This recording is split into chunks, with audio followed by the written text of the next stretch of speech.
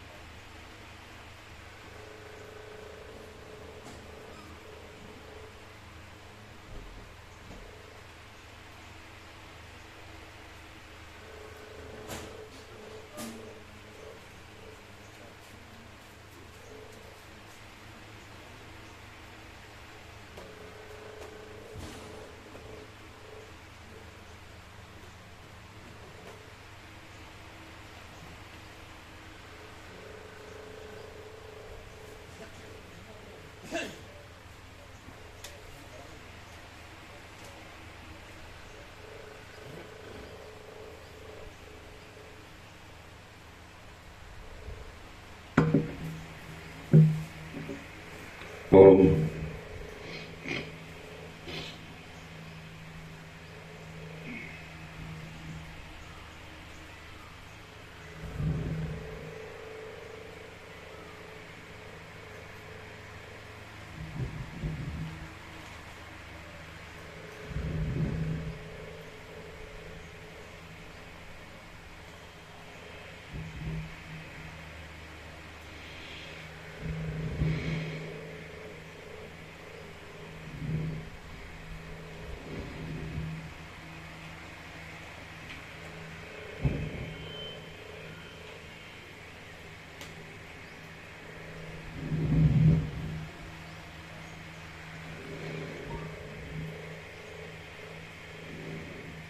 परम चिदाकाश,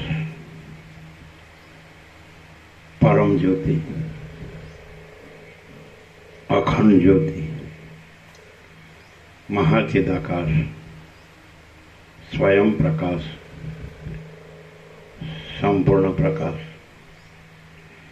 पूर्ण ब्रह्म, अनंत तेज घन, अनंत चित घन, परमाकाश, केवल अनंत शुद्ध तेज घन, परमाकाश, अखिलात्मा, पूर्ण ब्रह्म, परमात्मा, परम चिदाकाश, परम ज्योति, अखंड ज्योति, अनंत, पूर्ण, परम चिदाकाश, परम शांति, स्वयं सिद्ध, स्वयं प्रकाश, स्वयं पूर्ण, स्वस्वरूप, यही सब कुछ है, इसके सिवा कुछ नहीं है। शून्यभास, अनंत कोटि, महाकल्पो है ही नहीं। महाचिदाकाश, स्वयं प्रकाश, संपूर्ण प्रकाश, महाचिदाकाश ज्योति, अनंत, अखंड, अभेद, महाचिदाकाश ज्योति, महातत्व, महासामान्य, महाचिदाकाश, स्वसंवेद्य, सहज निर्विकल्प, महाचिदाकाश, परम कैवल्य, परम शांति, परम चिदाकाश, अनंत, पूर्ण, निरपेक्ष, सत्य, अनंत, संपूर्ण, अपरिघी, निर्भ्रांत, निरपेक्ष। वसिष्ठ राम, निर्वाण पूर्वार्ध, राउंड 40मो राउंड।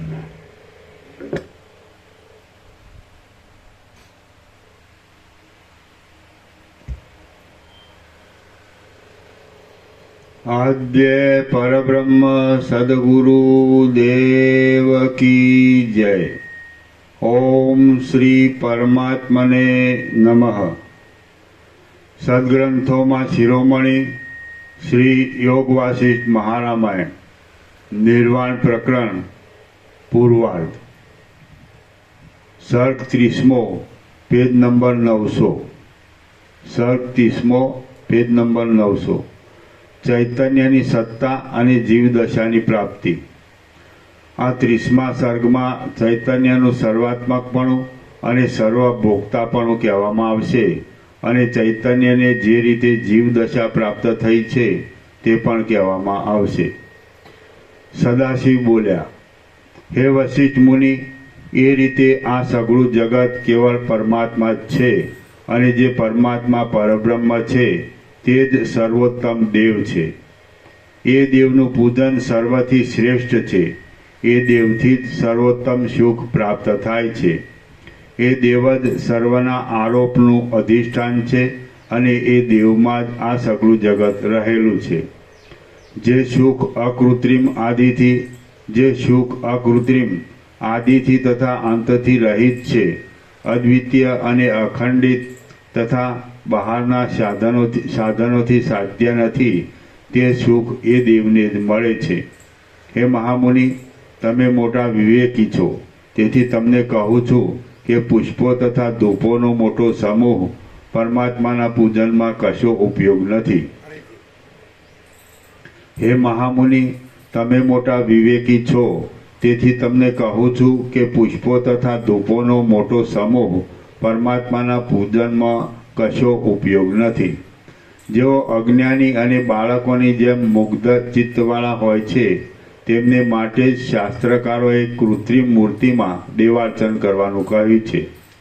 જેમ ભાત ન મળે તો કોદરા ખાવામાં આવે છે, તેમ સમ તથા બોધ આદિ ન હોય તો પુષ્પ આદિ મિથ્યા કલ્પિત પદાર્થોથી કૃત્રિમ મૂર્તિમાં પૂજન કરવામાં આવે છે।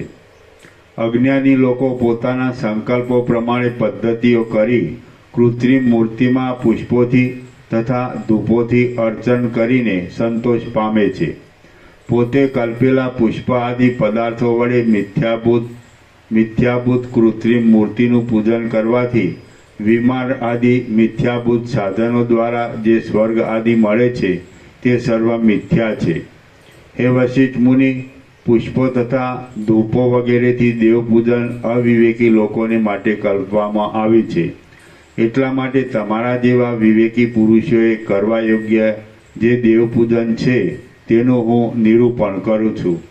હે મહાબુદ્ધિમાન વશિષ્ઠ મુનિ, જે દેવ આપણે કલ્પેલા આ જગતની અંદર આવી જતો હોય તે દેવને તમે મિથ્યા જ સમજો। ખરો દેવ તો ત્રૈલોક્યના આધારરૂપ પરમાત્મા જ છે, બીજા કોઈ નથી। મંગળરૂપ બ્રહ્મા આદિ પણ સઘળી પદવીઓથી ન્યારો, જેને સઘળી મનોવૃત્તિઓ પહોંચી શકતી નથી એવો, સઘળી વિષયભોગોના સંકલ્પોથી રહિત, સર્વરૂપ હોવા છતાં સર્વથી અલગ, દેશકાળ વગેરેની મર્યાદાથી રહિત, સઘળા પદાર્થોને પ્રકાશ આપનારો નિર્મળ અને કેવળ ચૈતન્યરૂપ જે આત્મા છે તે જ દેવ કહેવાય છે. સઘળા તત્વોથી ન્યારી, સઘળા તત્વોની અંદર રહેલી, સર્વને સત્તા આપનારી અને પોતાની સત્તાથી સર્વની સત્તાનું અપહરણ કરનારી જે સંવિત છે તે જ દેવ છે.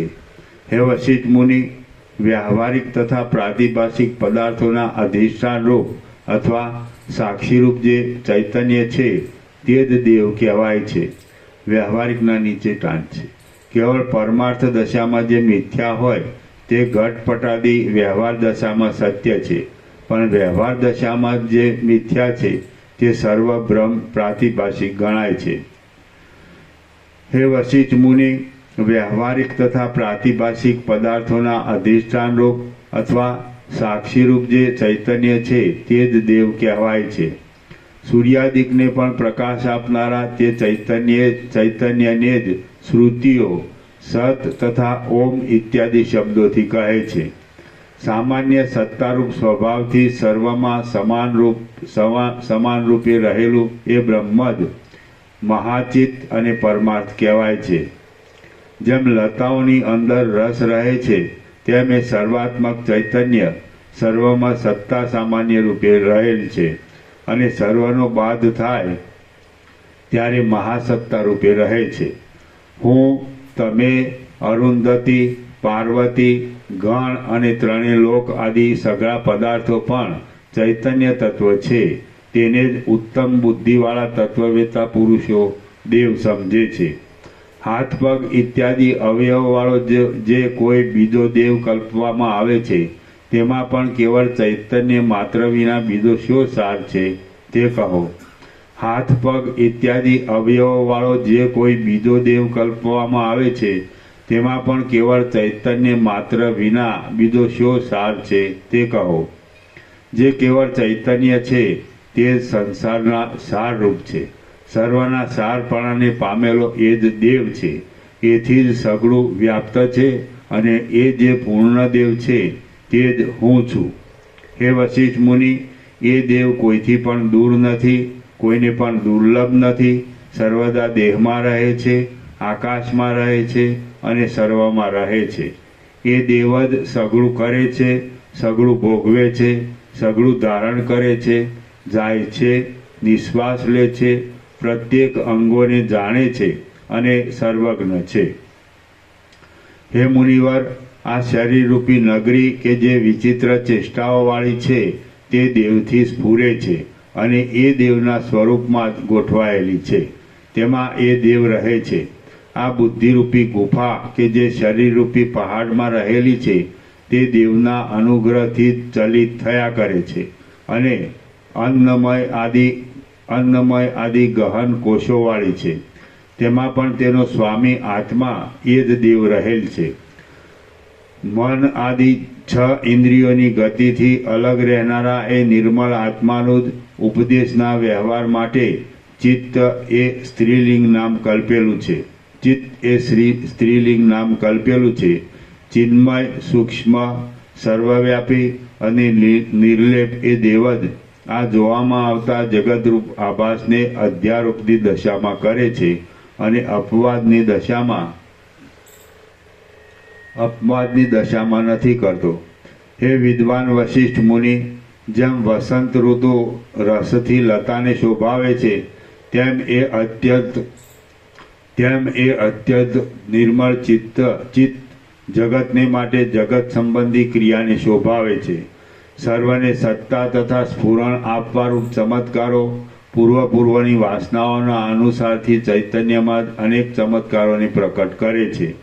તેથી કેટલાયક ચમત્કારો આકાશ રૂપે, જીવ રૂપે, ચિત્ત રૂપે, કલા રૂપે, દેશ રૂપે, ક્રિયા રૂપે, દ્રવ્ય રૂપે, જાયતે આદિ વિકાર રૂપે, ગુણોના ભેદો રૂપે, જાતિઓ રૂપે, યોગ્યતાઓ રૂપે, પ્રકાશો રૂપે, પર્વતો રૂપે, અંધકાર રૂપે, સૂર્ય તથા ઇન્દ્ર આદિ રૂપે અને યક્ષો રૂપે દેખાય છે. જેમ વસંત ઈચ્છા વિનાનો છતાં અંકુરને ઉત્પન્ન કરે છે તેમ ચિદાત્મા ઈચ્છા વિના પણ આ જગતને ઉત્પન્ન કરે છે. ત્રૈલોક્યરૂપ સમુદ્રોની તાત્વિક સ્થિતિઓનો વિચાર કરતા એ સઘળી સ્થિતિઓમાં સર્વદા એક ચૈતન્ય જ જળના સમૂહના ઠેકાણે છે, પણ બીજું કાંઈ નથી એમ સિદ્ધ થાય છે. પોતામાં આરોપિત થયેલા સઘળા જગતનો પ્રકાશ કરવામાં શક્તિ ધરાવનારું એ ચૈતન્ય શરીરરૂપી કમળમાં ભમતા મનરૂપી ભ્રમરે ધરેલી સંકલ્પરૂપ મકરંદી સત્તાનો સ્વાદ લે છે. જેમ જળ ચક્રીમાં રહીને ભ્રમણ કર્યા કરે છે, તેમ દેવ, દૈત્ય, ગંધર્વ, પર્વતો તથા સમુદ્રો અને આ સઘળું જગત ચૈતન્યમાં રહીને જ ભ્રમણ કર્યા કરે છે. કર્તા અને ભોગતાના અભિમાનવાળું બંધન આપનાર ચિત્તમય આચારથી શોભતા ચપળ જીવોરૂપ ચકરીઓવાળું ને ભ્રમણના પાત્રરૂપ આ સંસારરૂપી ચક્ર ચૈતન્યરૂપી ચક્રમાં ભમ્યા કરે છે. જેમ વર્ષાકાળ ઇન્દ્રધનુષ્યવાળા મેઘનો વેશ ધારણ કરીને તડકાને દૂર કરે છે, તેમ ચૈતન્યે શંખ ચક્રાદિક આયુધોવાળા વિષ્ણુનો વેશ ધારણ કરીને દૈત્યોના મંડળને માર્યું હતું. હે વશિષ્ઠ મુનિ, નંદી તથા ચંદ્ર વગેરે ચિહ્નોવાળા મહાદેવનો વેશ ધારણ કરીને એ ચૈતન્ય જ પાર્વતીરૂપ કમલિનીના મુખરૂપ કમળમાં ભ્રમણપણાને પામેલું છે. એ ચૈતન્ય જ વિષ્ણુના નાભિકમળમાં જાણે ભ્રમણપણાને પામેલું હોય તેમ ત્રયી કૌંસમાં 3 વેદ તેમ ત્રયી રૂપ કમલિનીના મહાસરોવર રૂપ બ્રહ્માના શરીરને ધરે છે. એ ચૈતન્ય જ વિષ્ણુના નાભિકમળમાં જાણે ભ્રમણપણાને પામેલું હોય તેમ ત્રયી રૂપ કમલિનીના મહાસરોવર રૂપ બ્રહ્માના શરીરને ધરે છે. જેમ ઝાડમાં પાંદડા થાય છે અને સુવર્ણમાં આભૂષણોની રચના થાય છે, તેમ એ ચૈતન્યમાં આ ઘણા વિચિત્ર શરીરો થયેલા છે. એ ચૈતન્ય જેના ચરણોને સઘળા દેવતાઓ નમે છે, એવા ઇન્દ્રનો વેશ ધારણ કરીને ત્રૈલોક્યનું આધિપત્ય કરે છે. જેમ સમુદ્રનું જળ તરંગપણાને પ્રાપ્ત થઈને પોતામાં જ અસ્ત પામે છે, ઉદય પામે છે અને ગતિ કરે છે, તેમ એ ચૈતન્ય ત્રૈલોક્યના આડંબર ભરેલા ઉદરને પ્રકાશ આપનારા સૂર્યાદિકપણાને પ્રાપ્ત થઈને પોતામાં જ અસ્ત પામે છે, ઉદય પામે છે અને ગતિ કરે છે. ચારે દિશાઓમાં પ્રકાશ કરતી એ ચૈતન્યરૂપી ચાંદની જ સઘળા પદાર્થોની સત્તારૂપ કુમુદિનીને ખીલવે છે. જેમ ગર્ભિણી સ્ત્રી પોતાના ગર્ભને પોષા કરે છે, તેમ એ ચૈતન્યરૂપી દર્પણની પ્રકાશિત સ્વચ્છ શોભા પોતાની અંદર રહેલા પ્રતિબિંબ જેવા ત્રૈલોક્યને પોષા કરે છે. જેમ જળના સમૂહરૂપ રસ શક્તિ સમુદ્ર સ્વરૂપ બને છે, તેમ એ ચૈતન્ય 14 લોકોમાં રહેનારા પ્રાણીઓના મોટા મંડળોની સત્તાનું સંપાદન કરે છે. સૃષ્ટિમાં આ ચૈતન્યરૂપી લતા ખીલી છે, જેને વિચિત્ર પદાર્થો પુષ્પો રૂપે, ગહન વિચારો રૂપે, પાંદડા અને સત્તાઓના સમૂહ રૂપે ફળ આપનારી, જીવરૂપી પરાગોના વાસનારૂપી રસોથી ભરપૂર, સવિકલ્પ જ્ઞાનરૂપે છાલોથી વીંટાયેલી, ચિત્તની વૃત્તિઓ રૂપે અસંખ્ય કળીઓવાળી, જેનું રૂપ 3 લોકોરૂપી કેસરોથી દીપે છે, એવી નિરંતર થતી ચિત્ર વિચિત્ર ગતિવાળી, સઘળી ઋતુઓમાં સ્થિર રહેનારી, પર્વત આદિ જળ પદાર્થોના મૂળવાળી, શરીરોરૂપી ગાંઠોવાળી, તેમજ મૂળથી ટોચ સુધી પ્રવૃત્તિઓરૂપ ગૂંચળાઓથી ઘેરાયેલી છે. આ લતા માયાના આકાશરૂપ ક્યારામાં ઉગી છે. સર્વત્ર સત તથા અસતથી વિલક્ષણ અનિર્વચનીયપણાવાળા ચંદ્ર વગેરેની કાંતિની જેમ સ્પષ્ટ જણાતા અને વિચાર માત્રથી નષ્ટ થનારા ઘણા વિચિત્ર દ્રશ્યરૂપી પુષ્પોને જાણે તેજ ઉત્પન્ન કરતી હોય, તેઓમાં અભિમાન ધરતી હોય, તેઓનો વિસ્તાર કરતી હોય, તેઓ રૂપે ગવાતી હોય અને જાણે તેઓ રૂપે વિકાર પામતી હોય તેમ રહેલી છે. એ મહાચૈતન્યના પ્રકાશથી જ સદા સૂર્ય આદિ પ્રકાશે છે. સ્ત્રી પુરુષોના દેહો અતિ નિંદ્ય છતાં પણ એ ચૈતન્યના અજ્ઞાનથી ભરેલા ભોગ્યપણાના તથા ભોગતાપણાના વિભ્રમોને લીધે પરસ્પરને પ્યારા લાગે છે. સ્ત્રી પુરુષોના દેહો અતિ નિંદ્ય છતાં પણ એ ચૈતન્યના અજ્ઞાનથી થયેલા ભોગ્યપણાના તથા ભોગતાપણાના વિભ્રમોને લીધે પરસ્પરને પ્યારા લાગે છે. આ જગતની ઝાડરૂપી ધૂળની ડમરીઓ એ મહાચૈતન્યરૂપી વંટોળિયામાંથી ઉડે છે અને એ મહાચૈતન્યની સત્તાથી આકાર પામેલી હોવા છતાં પણ જાણે ચૈતન્યથી જુદી હોય એવી થઈને નાચ્યા કરે છે.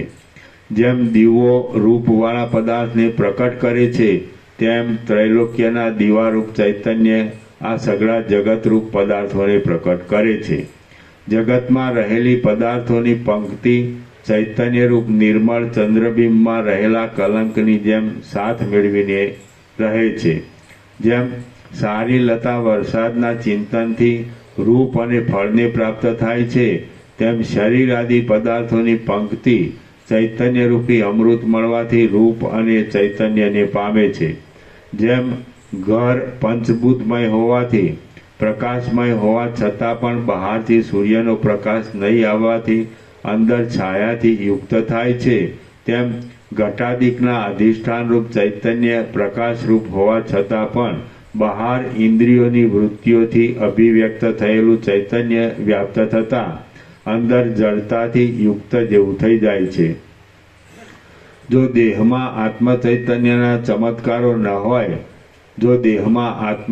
ચૈતન્યના ચમત્કારો ન હોય તો ત્રૈલોક્યમાં રહેલા આ પદાર્થો તેવા ચમત્કારોથી રહિત હોવાને લીધે આકારને પણ પ્રાપ્ત થઈ શકે નહીં. એ ચૈતન્યનો પ્રકાશ વ્યાપ્ત હોવાને લીધે સંકલ્પરૂપી બાળકને ધરનારી પ્રવૃત્તિરૂપી ચંચળ કુલીની સ્ત્રી દેહરૂપી ઘરમાં સ્ફુર્યા કરે છે. જો ચૈતન્યનો પ્રકાશ હોય નહીં તો રસ જીભની અણી ઉપર વ્યાપ્ત થવા છતાં પણ કોને, સી રીતે, ક્યારે અને ક્યાં પ્રકટ થાય? આ દેહરૂપી વૃક્ષ અવયવરૂપી શાખાઓવાળું હોવા છતાં પણ અને કેશોરૂપી લતાઓવાળું હોવા છતાં પણ ચૈતન્યની વ્યાપ્તિ વિના કેમ જ પ્રકાશે? ન જ પ્રકાશે. ચરાચર જગતના અધિષ્ઠાનરૂપ ચૈતન્ય તે પદાર્થો રૂપે વધે છે, લોટે છે અને ખાય છે. જે કાંઈ છે તે ચૈતન્ય જ છે. ચૈતન્ય સિવાય બીજું કાંઈ છે જ નહીં. આ જગત કે જે નવું ઉત્પન્ન થયેલું જોવામાં આવે છે તે ચૈતન્ય માત્ર જ છે. વશિષ્ઠ બોલ્યા, હે રામચંદ્રજી, મહાદેવજીએ ચંદ્ર જેવી સ્વચ્છ વાણીથી મને એ પ્રમાણે કહ્યું ત્યારે મેં તેમને ચંદ્ર જેવી સ્વચ્છ વાણીથી ફરીવાર પૂછ્યું કે હે મહારાજ, જો સર્વવ્યાપક એક જ ચૈતન્ય હોય તો તે ચૈતન્યરૂપ આ દેહ મરણ આદિ દિશાઓમાં ઘણા પાર્થિવ ભાગવાળો અને નેત્રાદિક વગરની ભીંતની જેમ અચેતન કેમ થઈ જાય છે? આ દેહ જીવનની દશા વગેરેમાં ચેતનવાળો થઈને પાછો મરણ આદિની દશામાં ચેતના વગરનો થઈ જાય છે. એવી રીતની જગતમાં પ્રત્યક્ષ અનુભવમાં આવતી સ્થિતિ શી રીતે સંભવે? કેમ કે ચૈતન્ય અવિનાશી સ્વભાવવાળું અને અપરિણામી હોવાથી તે ચૈતન્યને કોઈ રીતે પણ જડપણાનો સંબંધ ઘટતો નથી. એ રીતે મારું પૂછવું સાંભળીને મહાદેવજીએ મને નીચે પ્રમાણે કહ્યું. સદાશિવ બોલ્યા, એ બ્રહ્મવેત્તાઓમાં ઉત્તમ વશિષ્ઠ મુનિ, સાંભળો. તમે જે પૂછ્યું તે સઘળાનો હું તમને ઉત્તર આપું છું. તમે આ મોટો પ્રશ્ન પૂછ્યો છે. આ દેહમાં સર્વભૂત રૂપ જે એક ચૈતન્ય છે તેનો એક કલ્પિત ભાગ બુદ્ધિમાં લાગેલો છે, તેથી કર્તા અને ભોગતાપણાના અભિમાનવાળો છે, અને બીજો ભાગ કે જે કૂટસ્થ છે તે નિર્વિકલ્પ છે. જેમ સારા આચરણવાળી સ્ત્રી સ્વપ્નમાં ઝાડનો સંકલ્પ કરવાથી ચારિત્ર્યમાં ભ્રષ્ટ થઈ બીજી હોય તેમ લાગે છે, તેમ કૂટસ્થ ચૈતન્ય કલ્પિત સંકલ્પથી પોતાના એક પ્રદેશમાં પોતાને જીવરૂપ સમજી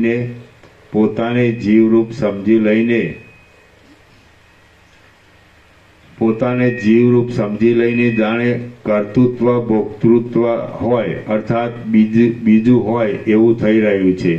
એટલે ચૈતન્યમાં જે ભેદ છે તે પણ ઉપાધિએ જ કરેલો છે, પણ વાસ્તવિક નથી. જેમ એનો એ પુરુષ કોપને લીધે ક્ષણ માત્રમાં રાક્ષસ જેવો ક્રૂર થઈ જાય છે, તેમ કુટસ્થ ચૈતન્ય જુદા જુદા સ્વરૂપને પ્રાપ્ત થઈને વિકલ્પ રૂપ કલંકવાળું થઈ જાય છે.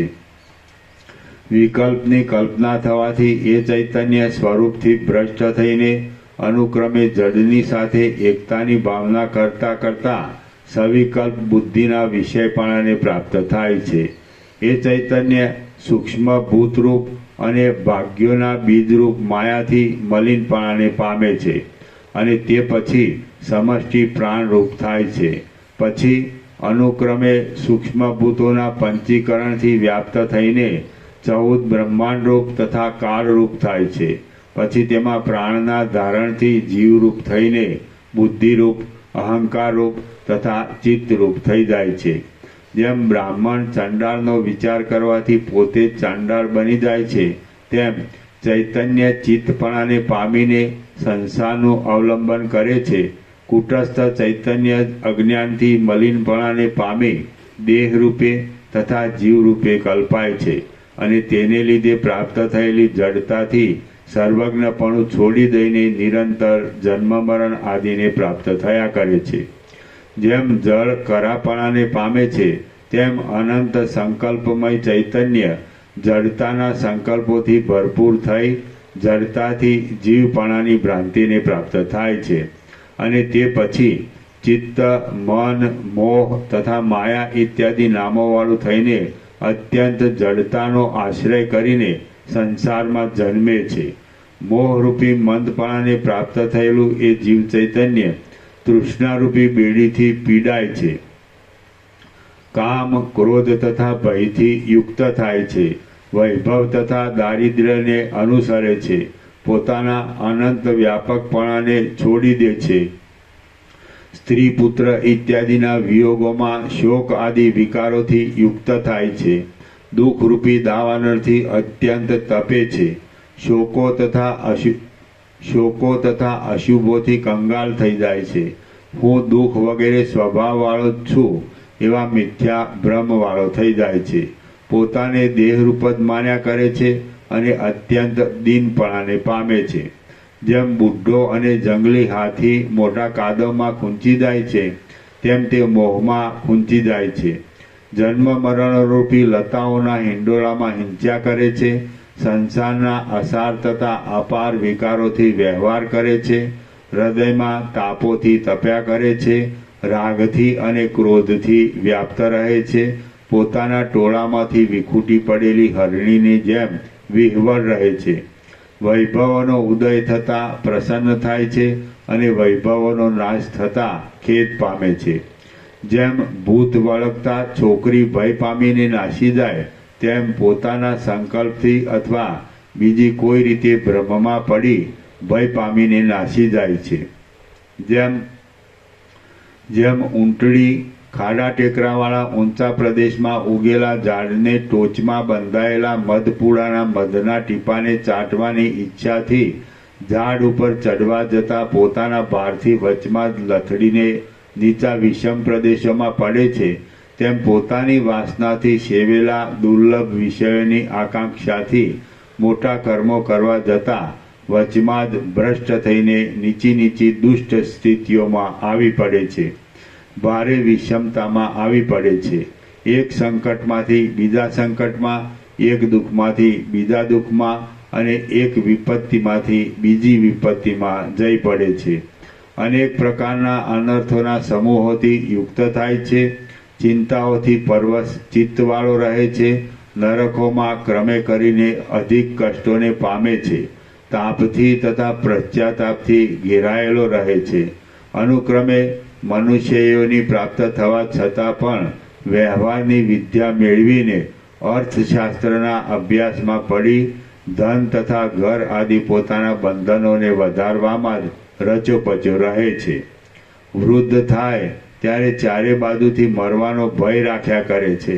જેમ પાણી ખૂટી જતાં માછલી તરફડ્યા કરે, તેમ ધન વગેરે ખૂટી જતાં તરફડ્યા કરે છે. બાલ્યાવસ્થામાં પરાધીન રહે છે. યૌવનમાં ચિંતાથી ઘેરાયેલો રહે છે. વૃદ્ધપણામાં અત્યંત દુઃખથી પીડાય છે. મરી ગયા પછી કર્મોને વશ થાય છે. સ્વર્ગમાં દેવરૂપ, પાતાળમાં નાગરૂપ, દૈત્યોના લોકમાં દૈત્યરૂપ, પૃથ્વીમાં મનુષ્યરૂપ, રાક્ષસોના સ્થાનમાં રાક્ષસરૂપ, વનના પ્રદેશમાં વાનરરૂપ, મોટા પહાડના શિખરમાં સિંહરૂપ, મેરુ આદિ પર્વતોમાં કિન્નરરૂપ, દેવગિરીમાં વિદ્યાધરરૂપ, વનના ખાડામાં સર્પરૂપ, ઝાડમાં લતારૂપ, માળામાં પક્ષીરૂપ, શિખરમાં લતારૂપ અને વનમાં મૃગરૂપ થાય છે. તેમજ સમુદ્રમાં નારાયણ રૂપે સૂવે છે. બ્રહ્મલોકમાં બ્રહ્મા રૂપે ધ્યાન કરે છે. કૈલાસમાં શિવ રૂપે પાર્વતીનું આલિંગન કરે છે. સ્વર્ગમાં ઇન્દ્ર રૂપે દેવતાનું રાજ્ય કરે છે. સૂર્ય રૂપે દિવસને ઉત્પન્ન કરે છે. પર્જન્ય રૂપે જળને વરસાવે છે. વાયુ રૂપે ચલન કરે છે. પર્વતના અધિષ્ઠાતા રૂપે પર્વતમાં અભિમાન ધારણ કરે છે. સમુદ્રના અધિષ્ઠાતા રૂપે સમુદ્રમાં અભિમાન ધરે છે. કાળના મંડપ રૂપે ઋતુઓના ચક્રને વેગથી ચલાવ્યા કરે છે. દિવસ રૂપે તેજને પ્રાપ્ત થાય છે. રાત્રિ રૂપે અંધકારને પ્રાપ્ત થાય છે. વૃક્ષાદિકમાં બીજ રૂપે તથા રસ રૂપે જણાય છે. કોઈ સ્થળે પથરા રૂપે ગતિ વિના રહે છે. કોઈ ઠેકાણે નદી રૂપે વહ્યા કરે છે. કોઈ સ્થળે કુમુદ રૂપે ખીલે છે. કોઈ સ્થળે ફળો રૂપે પાકે છે. કોઈ સ્થળે કાષ્ઠો રૂપે તથા અગ્નિ આદિ રૂપે દેખાય છે. કોઈ સ્થળે હિમ જેવા ટાઢા જળ રૂપે દેખાય છે. કોઈ સ્થળે આકાશ આદિ શૂન્ય રૂપે દેખાય છે. કોઈ સ્થળે ચકચકિત આકાર ધરે છે. કોઈ ઠેકાણે કાંટાઓવાળા જંગલી પ્રદેશો રૂપે રહે છે. કોઈ ઠેકાણે શિલા રૂપે રહે છે. કોઈ ઠેકાણે કાળા રંગે રહે છે. કોઈ ઠેકાણે લીલા રંગે રહે છે. કોઈ ઠેકાણે અગ્નિ રૂપે રહે છે અને કોઈ ઠેકાણે પૃથ્વી રૂપે રહે છે. ચૈતન્ય સર્વાત્મકપણાથી સર્વમાં વ્યાપીને રહે છે અને પોતે સર્વશક્તિ ધારણ કરે છે. માટે જ એ રીતે સર્વરૂપે દેખાય છે, તો પણ વાસ્તવિક રીતે જોતા તે આકાશથી પણ વધારે નિર્લેપ છે. જેમ ગતિને લીધે જળ તરંગપણાનો અનુભવ કરે છે, તેમ ચૈતન્ય તે સ્થળમાં તે રીતના પોતાના વિવર્તને લીધે તે પદાર્થપણાનો અનુભવ કરે છે. એ ચૈતન્ય હંસ, ક્રોચ, બગલા, કાગડા, સારસ, ઘોડા, નહાર, બગલી, હરિણ, વાનર, કિન્નર, કૂતરા, વટિક નામના પક્ષી, પિંગલ નામના પક્ષી, મેના, માખી, ભ્રમર, પોપટ અને એવા જ પ્રકારોની બીજી ઘણી યોનિઓમાં ભમ્યા કરે છે. બુદ્ધિ, લક્ષ્મી, પ્રીતિ, રુચિ તે માયા અને રાત્રિરૂપ પણ એ જ થાય છે. જેમ પાણીની ચકરીમાં ખડ ફર્યા કરે છે, તેમ સંસારમાં ફર્યા કરે છે. અને જેમ ગધેડી પોતાના શબ્દથી જ ભય પામે, તેમ પોતાના સંકલ્પથી ભય પામે છે.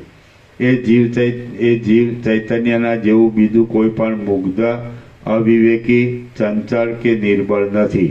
હે મહામુનિ વશિષ્ઠ, તમારી પાસે મેં આ જીવશક્તિનું નિરૂપણ કર્યું કે જે જીવશક્તિ પ્રાકૃત કર્મોને પરવશ, રાખ, પશુના જેવા ધર્મવાળી, કર્માત્મા એ નામને પામેલી, વાસ્તવિક સ્વરૂપનો વિચાર કરતા અફસોસ કરવાનું પાત્ર અને પોતાની મેળે જ ઘણા દુઃખોવાળા અનંત વિભ્રમને પામેલી છે.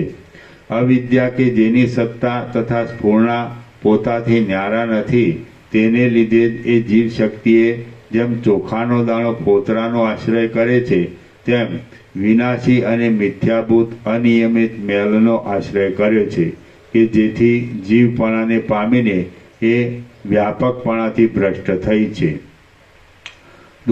દુર્ભાગ્યપણાના પરિતાપોને પામ્યા કરે છે અને અનાથ સ્ત્રીની જેમ શોક કર્યા કરે છે.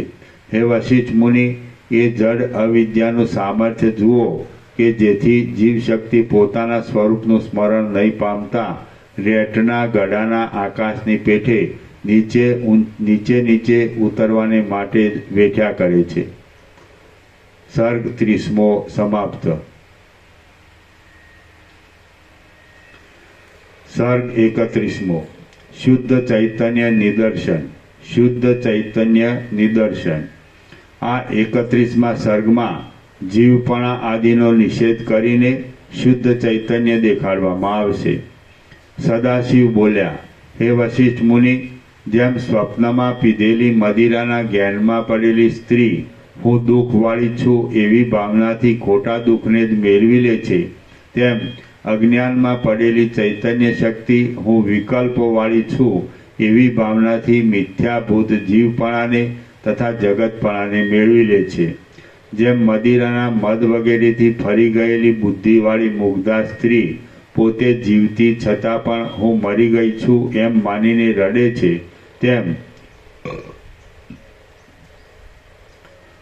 જેમ મદિરાના મદ વગેરેથી ફરી ગયેલી બુદ્ધિવાળી મુગ્ધા સ્ત્રી પોતે જીવતી છતાં પણ હું મરી ગઈ છું એમ માનીને રડે છે, તેમ અજ્ઞાનથી સ્વરૂપને ભૂલેલી જીવ શક્તિ નષ્ટ ન થયા છતાં પણ હું નષ્ટ છું એમ માનીને રડે છે.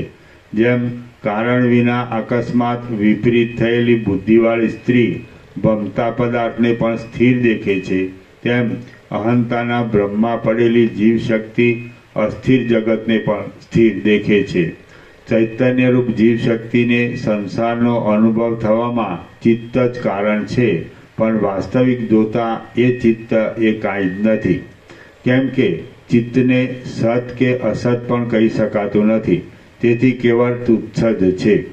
આ રીતે મુદ્દલ ચિત્ત જ નહીં હોવાને લીધે અને તેને લીધે દ્રશ્યરૂપ જગત પણ નહીં હોવાથી યત્નપૂર્વક ચિત્તને ચેતાવનારી ચૈતન્ય શક્તિ પોતે ચિત્તરૂપ પણ નથી અને ચિત્તાધીન જગતરૂપ પણ નથી, પરંતુ શુદ્ધ જ છે. જેમ પથરામાં તેલ નથી તેમ ચૈતન્ય શક્તિમાં દ્રશ્ય દર્શન કે દ્રષ્ટાપણું નથી. જેમ ચંદ્રમાં કાળાપણું નથી તેમ ચૈતન્યમાં કર્તા કર્મ કે કરણપણું નથી.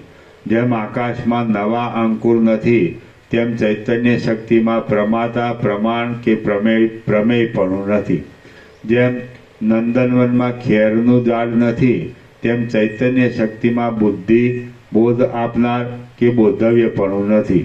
જેમ આકાશમાં પર્વતપણું નથી તેમ ચૈતન્ય શક્તિમાં હું તું કે તેપણું વગેરે નથી. જેમ કાજળમાં શંખપણું નથી તેમ ચૈતન્ય શક્તિમાં પોતાનું કે અન્યનું દેહપણું નથી. જેમ પરમાણુમાં મેરુ પર્વતો નથી તેમ ચૈતન્ય શક્તિમાં દ્વૈત કે અદ્વૈત નથી. જેમ અત્યંત ખારી ધરતીમાં લતા થતી નથી તેમ ચૈતન્ય શક્તિમાં નામ કે રૂપ નથી. જેમ સૂર્યમંડળમાં રાત્રિ નથી તેમ ચૈતન્ય શક્તિમાં કરવા લાયક કે નહીં કરવા લાયક કાંઈ નથી. જેમ હિમમાં ઉષ્ણતા નથી તેમ ચૈતન્ય શક્તિમાં વસ્તુનો ધર્મ કે વસ્તુ ન હોવાનો ધર્મ પણ નથી. જેમ શિલાના ગર્ભમાં વૃક્ષ નથી તેમ ચૈતન્ય શક્તિમાં શૂન્યતા કે અશૂન્યતા નથી.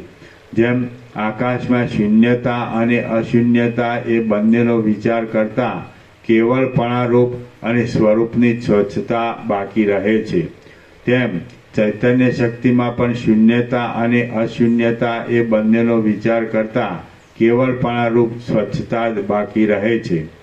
જીવ શક્તિ ચૈતન્ય હિરણ્યગર્ભના ચિત્તથી પ્રગટ થઈ છે એટલે તેને સંસારરૂપ દુઃખ પ્રાપ્ત થયું છે એમ નથી. જીવ શક્તિ ચૈતન્ય હિરણ્યગર્ભના ચિત્તથી પ્રગટ થઈ છે એટલે તેને સંસારરૂપ દુઃખ પ્રાપ્ત થયું છે એમ નથી, પણ કેવળ સંસારની ભાવના માત્રથી સંસારરૂપ દુઃખ પ્રાપ્ત થયું છે. જ્ઞાની પુરુષ સંસારની ભાવના ત્યજી દે છે કે તરત જ તેનો સંસારરૂપ અનર્થ શાંત થઈ જાય છે. અજ્ઞાની પુરુષ સંસારની ભાવનાને ત્યજી દેતો નથી, તેથી તેને સંસાર દુઃખદાયી થઈ પડે છે. ખડ પણ નથી અને ત્રૈલોક્ય પણ નથી. એવી ભાવના કરવી તે તો પોતાને આધીન છે. છતાં એવી ભાવના નહીં કરવાથી અને સંસારની ભાવના કરવાથી અજ્ઞાનીઓ સંસારરૂપી રોગને કદી પણ મટાડી શકતા નથી. સંસારની ભાવનાનો ત્યાગ અતિ સુલભ હોવા છતાં પણ જો તેને માટે પ્રયત્ન કરવામાં ન આવે તો તે ત્યાગ કેમ જ થાય? જે વસ્તુ અતિ સુલભ હોય તેની માટે પણ જો કાંઈ પ્રયત્ન કરવામાં ન આવે તો તે વસ્તુ ક્યાં અને કેવી રીતે મળે? જે સર્વવ્યાપક ચૈતન્ય છે તે અદ્વિતીય, નિર્વિકલ્પ, પરમ, એક જ, સર્વથી પર, અતિ સ્વચ્છ અને સૂર્ય આદિ તેજોને પણ પ્રકાશ આપનાર છે. એ પ્રકાશ આપનાર ચૈતન્ય સર્વમાં રહે છે, નિત્ય નિર્મળ, નિત્ય પ્રકાશિત, મનથી રહિત, નિર્વિકાર અને નિર્લેપ છે. ગડા, વસ્ત્ર, વડ, ભીંત, ગાડા, વાનર, ગધેડા, અસુર, સમુદ્ર, ભૂત, નર અને નાગ એ સર્વમાં પણ એ જ ચૈતન્ય રહેલું છે. જેમ દીવો પ્રકાશ જ કરે છે પણ કશી ક્રિયા કરતો નથી, તેમ ચૈતન્ય સાક્ષીની જેમ જ રહે છે પણ ક્યાંય કશી ક્રિયા કરતું નથી. એ ચૈતન્ય નિર્મળ હોવા છતાં પણ દેહાદિકની ભાવનાથી મલિન જેવું થઈ ગયેલ છે. નિર્વિકલ્પ છતાં પણ દેહાદિની ભાવનાથી સવિકલ્પ જેવું થઈ ગયેલ છે. ચેતન હોવા છતાં પણ દેહાદિકની ભાવનાથી જડ જેવું થઈ ગયેલ છે. અને વ્યાપક છતાં પણ દેહાદિકની ભાવનાથી સંકોચવાળું થઈ ગયેલ છે. જેમ લાંબો અને ઝીણો રેશમ વગેરેનો તાંતણો તકલી ઉપર વીંટાતા પોતાના અત્યંત લાંબા સ્વરૂપને પણ તેટલામાં સમેટી બોરના જેવા કોકડાના આકારમાં ફેરવાય છે, તેમ નિર્વિકલ્પ, સૂક્ષ્મ અને સર્વવ્યાપક ચૈતન્ય લિંગ દેહમાં પ્રતિબિંબ ભાવથી આવીને સઘળા હાથ, પગ વગેરે અંગોમાં તથા મર્મો વગેરેમાં વ્યાપીને સર્વમાં વ્યાપેલી પોતાની સંવિતને જ્ઞાન શક્તિને તેટલામાં સમેટાયેલી જેવી કરીને સંકોચને કોકડાને પ્રાપ્ત કરે છે. એ ચૈતન્ય શક્તિ જાગ્રતમાં વિષયોના દર્શનોથી તથા સંકલ્પોથી વ્યાપ્ત રહે છે. સ્વપ્નમાં વાસનામય વિષયોના દર્શનોથી તથા સંકલ્પોથી વ્યાપ્ત રહે છે. અને સુષુપ્તિ કે જે અબોધમય કહેવાય છે તેમાં પણ અજ્ઞાનના સાક્ષીપણારૂપ બોધ સ્વરૂપે રહે છે. જેમ સજ્જન ચિત્તમાં દુર્જનની સંગતિનો લાંબો સંસ્કાર લાગતા દુર્જનની પદ્ધતિઓને પામીને દુર્જન થઈ જાય છે, તેમ એ અત્યંત સ્વચ્છ બ્રહ્મ ચૈતન્ય જ દેહાદિકની ભાવનાના લાંબા સંસ્કારને લીધે દેહાદિકની અહંતા મમતાઓને પામીને અનુકૂળ પદાર્થોને મેળવવાની અને પ્રતિકૂળ પદાર્થોને ટાળવાની ચિંતાને પ્રાપ્ત થાય છે. જેમ સોનું મેલથી તાંબા જેવું લાગે છે અને મેલ ધોવાઈ જતાં પાછું સોનું જ રહે છે, તેમ બ્રહ્મ ચૈતન્ય દેહાદિકની ભાવનાથી જીવપણાને પ્રાપ્ત થાય છે અને એ ભાવના દૂર થતાં પાછું બ્રહ્મ ચૈતન્યપણાને પ્રાપ્ત થાય છે. જેમ અરીસા ઉપરનો મેલ ટળી જતાં પ્રતિબિંબ દેખાય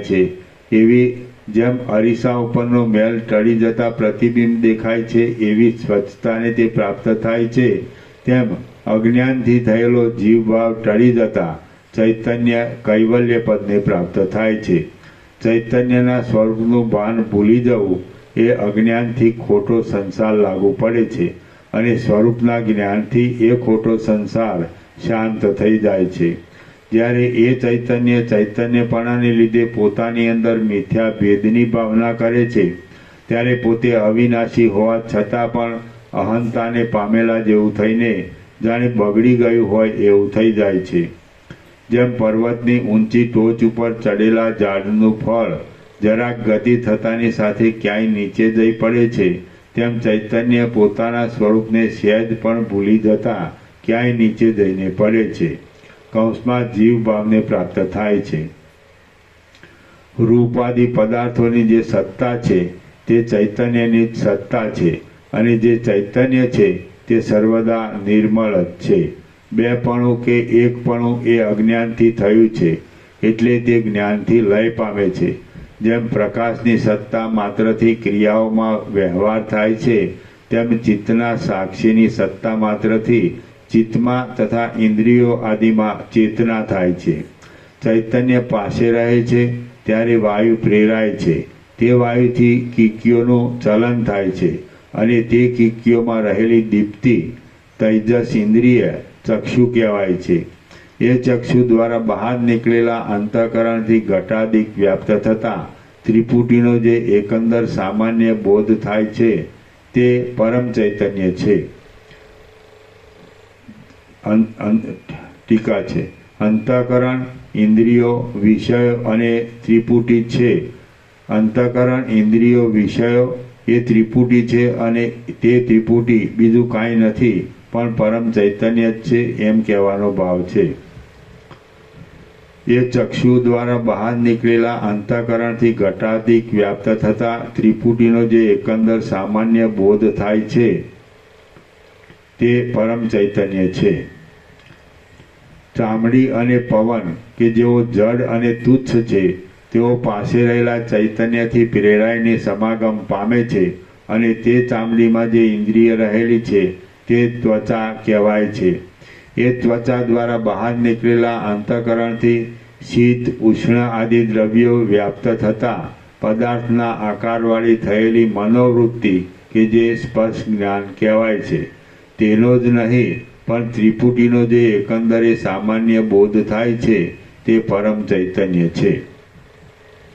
પાસે રહેલા ચૈતન્યથી પ્રેરાયેલા પવનનો અને જ્ઞાનેન્દ્રિયોનો સંબંધ થતાં પ્રાણ દ્વારા બહાર નીકળેલા અંતઃકરણથી ગંધવાળા દ્રવ્યો વ્યાપ્ત થતાં ગંધના આકારવાળી થયેલી મનોવૃત્તિ કે જે ગંધ જ્ઞાન કહેવાય છે તેનો જ નહીં પણ ત્રિપુટીનો જે એકંદર સામાન્ય બોધ થાય છે તે પરમ ચૈતન્યની પાસે રહેલા પ્રેરાયેલ પવનનો અને ક્ષોત્રેન્દ્રિયનો સંબંધ થતાં ક્ષોત્ર દ્વારા બહાર નીકળેલા અંતઃકરણથી શબ્દનો વિષય પ્રાપ્ત થતાં શબ્દના આકારવાળી થયેલી મનોવૃત્તિ કે જે શબ્દ જ્ઞાન કહેવાય છે તેનો જ નહીં પણ ત્રિપુટીનો જે એકંદર સામાન્ય બોધ થાય છે તે પરમ ચૈતન્ય છે.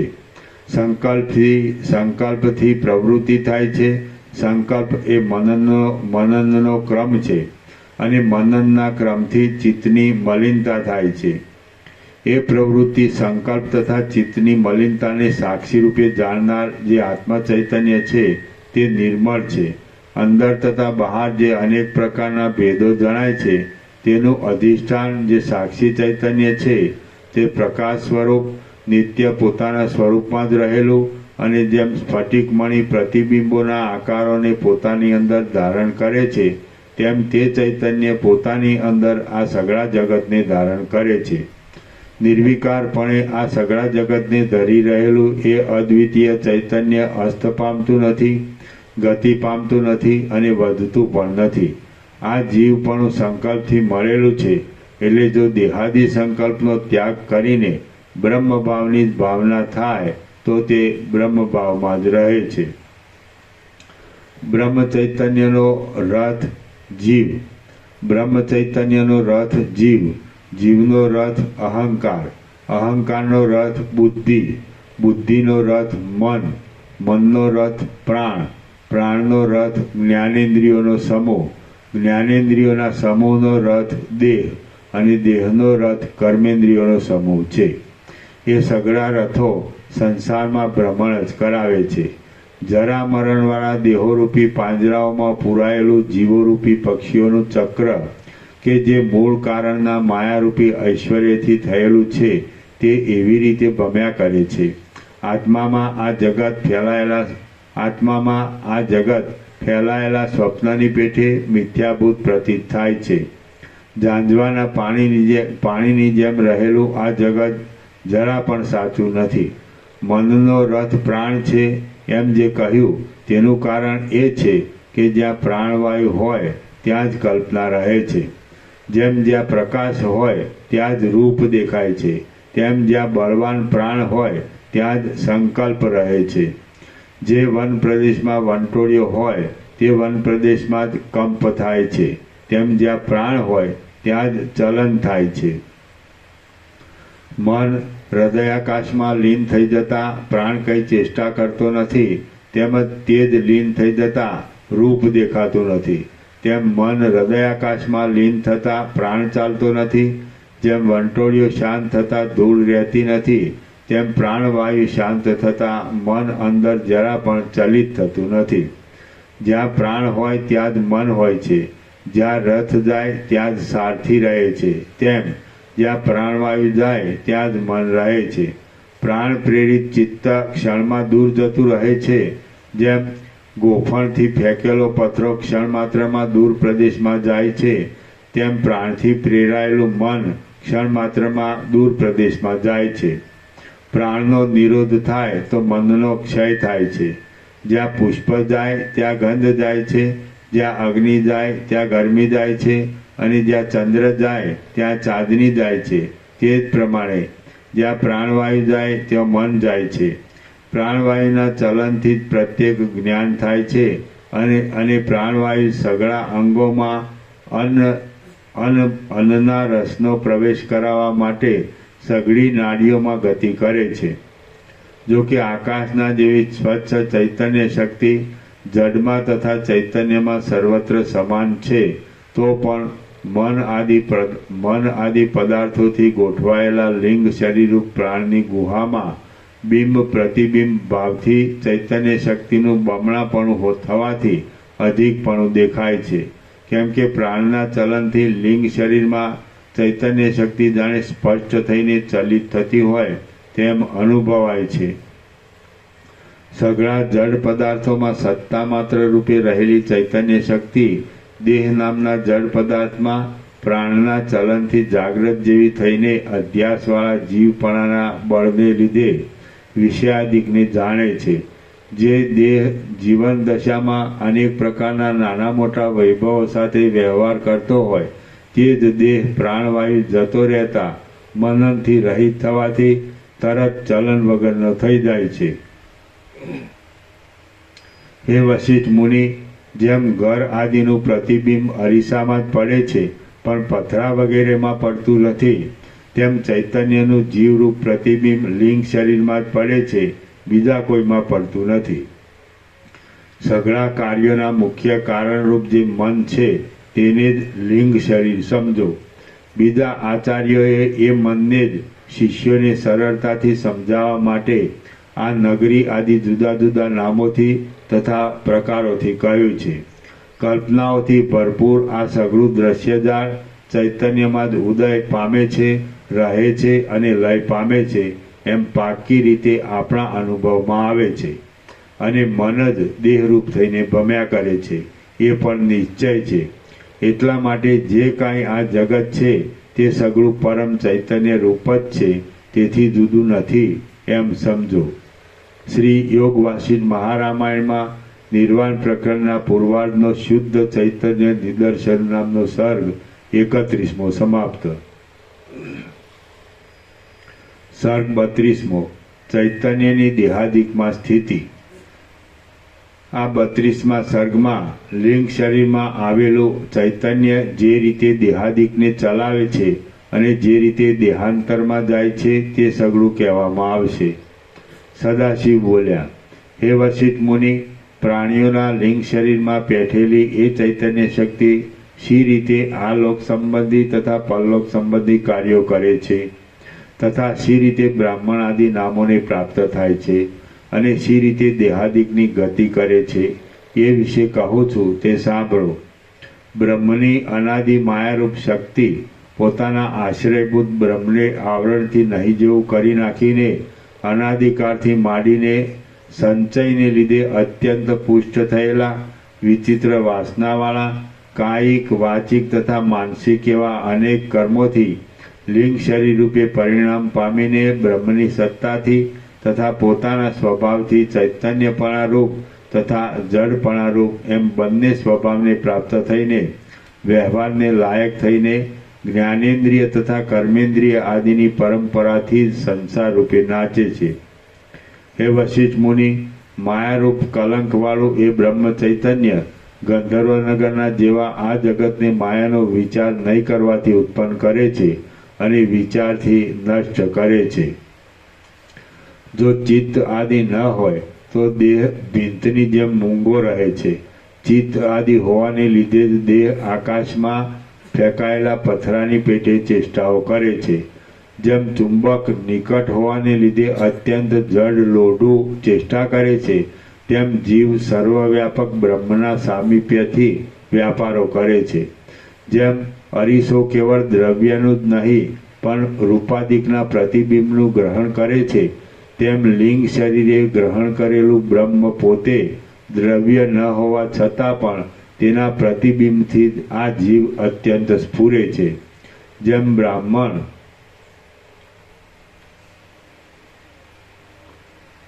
બ્રાહ્મણ મોહથી પોતાનો સ્વભાવ ભૂલી જવાને લીધે શૂદ્રપણાને પ્રાપ્ત થાય છે, તેમ આ જીવ પોતાનો બ્રહ્મ સ્વભાવ ભૂલી જવાને લીધે જડપણાને પ્રાપ્ત થયો છે. જેમ હરિશ્ચંદ્ર આદિ મહાત્માઓ પણ મોહથી ચિત્તનો વિભ્રમ થવાને લીધે દીનપણાને પ્રાપ્ત થયા હતા, તેમ જીવ પોતાના બ્રહ્મ સ્વભાવને ભૂલી જવાથી મલિનપણા આદિને પ્રાપ્ત થયેલ છે. જેમ તરંગોની પંક્તિ જળને શાંતિ આપે છે, તેમ પ્રાણના એકપણાને પામીને જળ તથા પરવશ થયેલો જીવ દેહાદિકને ગતિ આપે છે. જેમ ષડરૂપ ઉપાધિને પરવશ થયેલો વાયુ વહાણમાં રહેલા પથરાઓને ગતિ આપે છે, તેમ લિંગ શરીરરૂપ ઉપાધિને પરવશ થયેલો અને તેથી જ દીન તથા ક્રિયા કરનાર બનેલો મનન શક્તિવાળો જીવ દેહોરૂપી યંત્રોને ગતિ આપે છે. હે વશિષ્ઠ મુનિ, પરમાત્માએ શરીરોરૂપી ગાડાઓને ખેંચવા માટે મન તથા પ્રાણરૂપી બે મજબૂત બળદ બનાવેલા છે. ચૈતન્ય જડ જીવ બની મનરૂપી રથમાં બેઠેલું છે, જેને પ્રાણરૂપી ઘોડાઓ ખેંચે છે. તે જીવ જાગૃતિમાં અને સ્વપ્નમાં અનેક પદાર્થોને પકડે છે અને ગાઢ નિદ્રામાં પદાર્થો દૂર થવાને લીધે અવિદ્યારૂપ અંધકારમાં પડ્યું રહે છે. અને તેમ છતાં પણ જેમ જળ જળપણાને છોડતું નથી, તેમ પોતાના વાસ્તવિક ચૈતન્ય સ્વરૂપને છોડતું નથી. એ જીવ ચૈતન્ય વ્યવહારિક તથા પ્રાતિભાષિક પદાર્થો રૂપે ચારે બાજુ ઉદય પામે છે. જેમ દ્રશ્યોમાં રહેલું રૂપ પ્રકાશને જ સ્ફુરે છે, જેમ દ્રશ્યોમાં રહેલું રૂપ પ્રકાશને લીધે જ સ્ફુરે છે, તેમ જીવ પોતાના સ્વરૂપભૂત પરમ ચૈતન્યનો હોવાથી જ વૃત્તિઓમાં સ્ફુરે છે. જેમ દીવો હોવાથી ઘર પ્રકાશવાળું રહે છે, તેમ પરમાત્મા રૂપ નિર્દોષ ચૈતન્ય તત્વના હોવાને લીધે જ જીવ જીવનવાળો રહે છે. જેમ જળમાં તરંગપણું થાય છે અને તરંગમાં ફીણપણું થાય છે, તેમ જીવને શરીરમાં મોટી વ્યાધિઓ અને મનમાં મોટી મોટી ચિંતાઓ થાય છે. આધિ તથા વ્યાધિઓથી વ્યાપ્ત થયેલા શરીરરૂપી કમળમાં બ્રહ્મની પેઠે રહેનારો જીવ જેમ જળ તરંગપણું પ્રાપ્ત થતાં વિષમપણાને પ્રાપ્ત થાય છે, તેમ શરીરનો દ્રઢ અભ્યાસ પ્રાપ્ત થતાં દીનતા આદિ વિષમપણાને પ્રાપ્ત થાય છે. જેમ સૂર્ય પોતે જ પ્રકાશિત કરેલા વાદળાથી ઢંકાઈ જાય છે, તેમ ચૈતન્ય શક્તિ સર્વશક્તિવાળી હોવાને લીધે પોતે જ પ્રકાશિત કરેલા દેહના યોગથી હું ચૈતન્ય નથી એવી ભાવનાથી પરવશ થઈ જાય છે.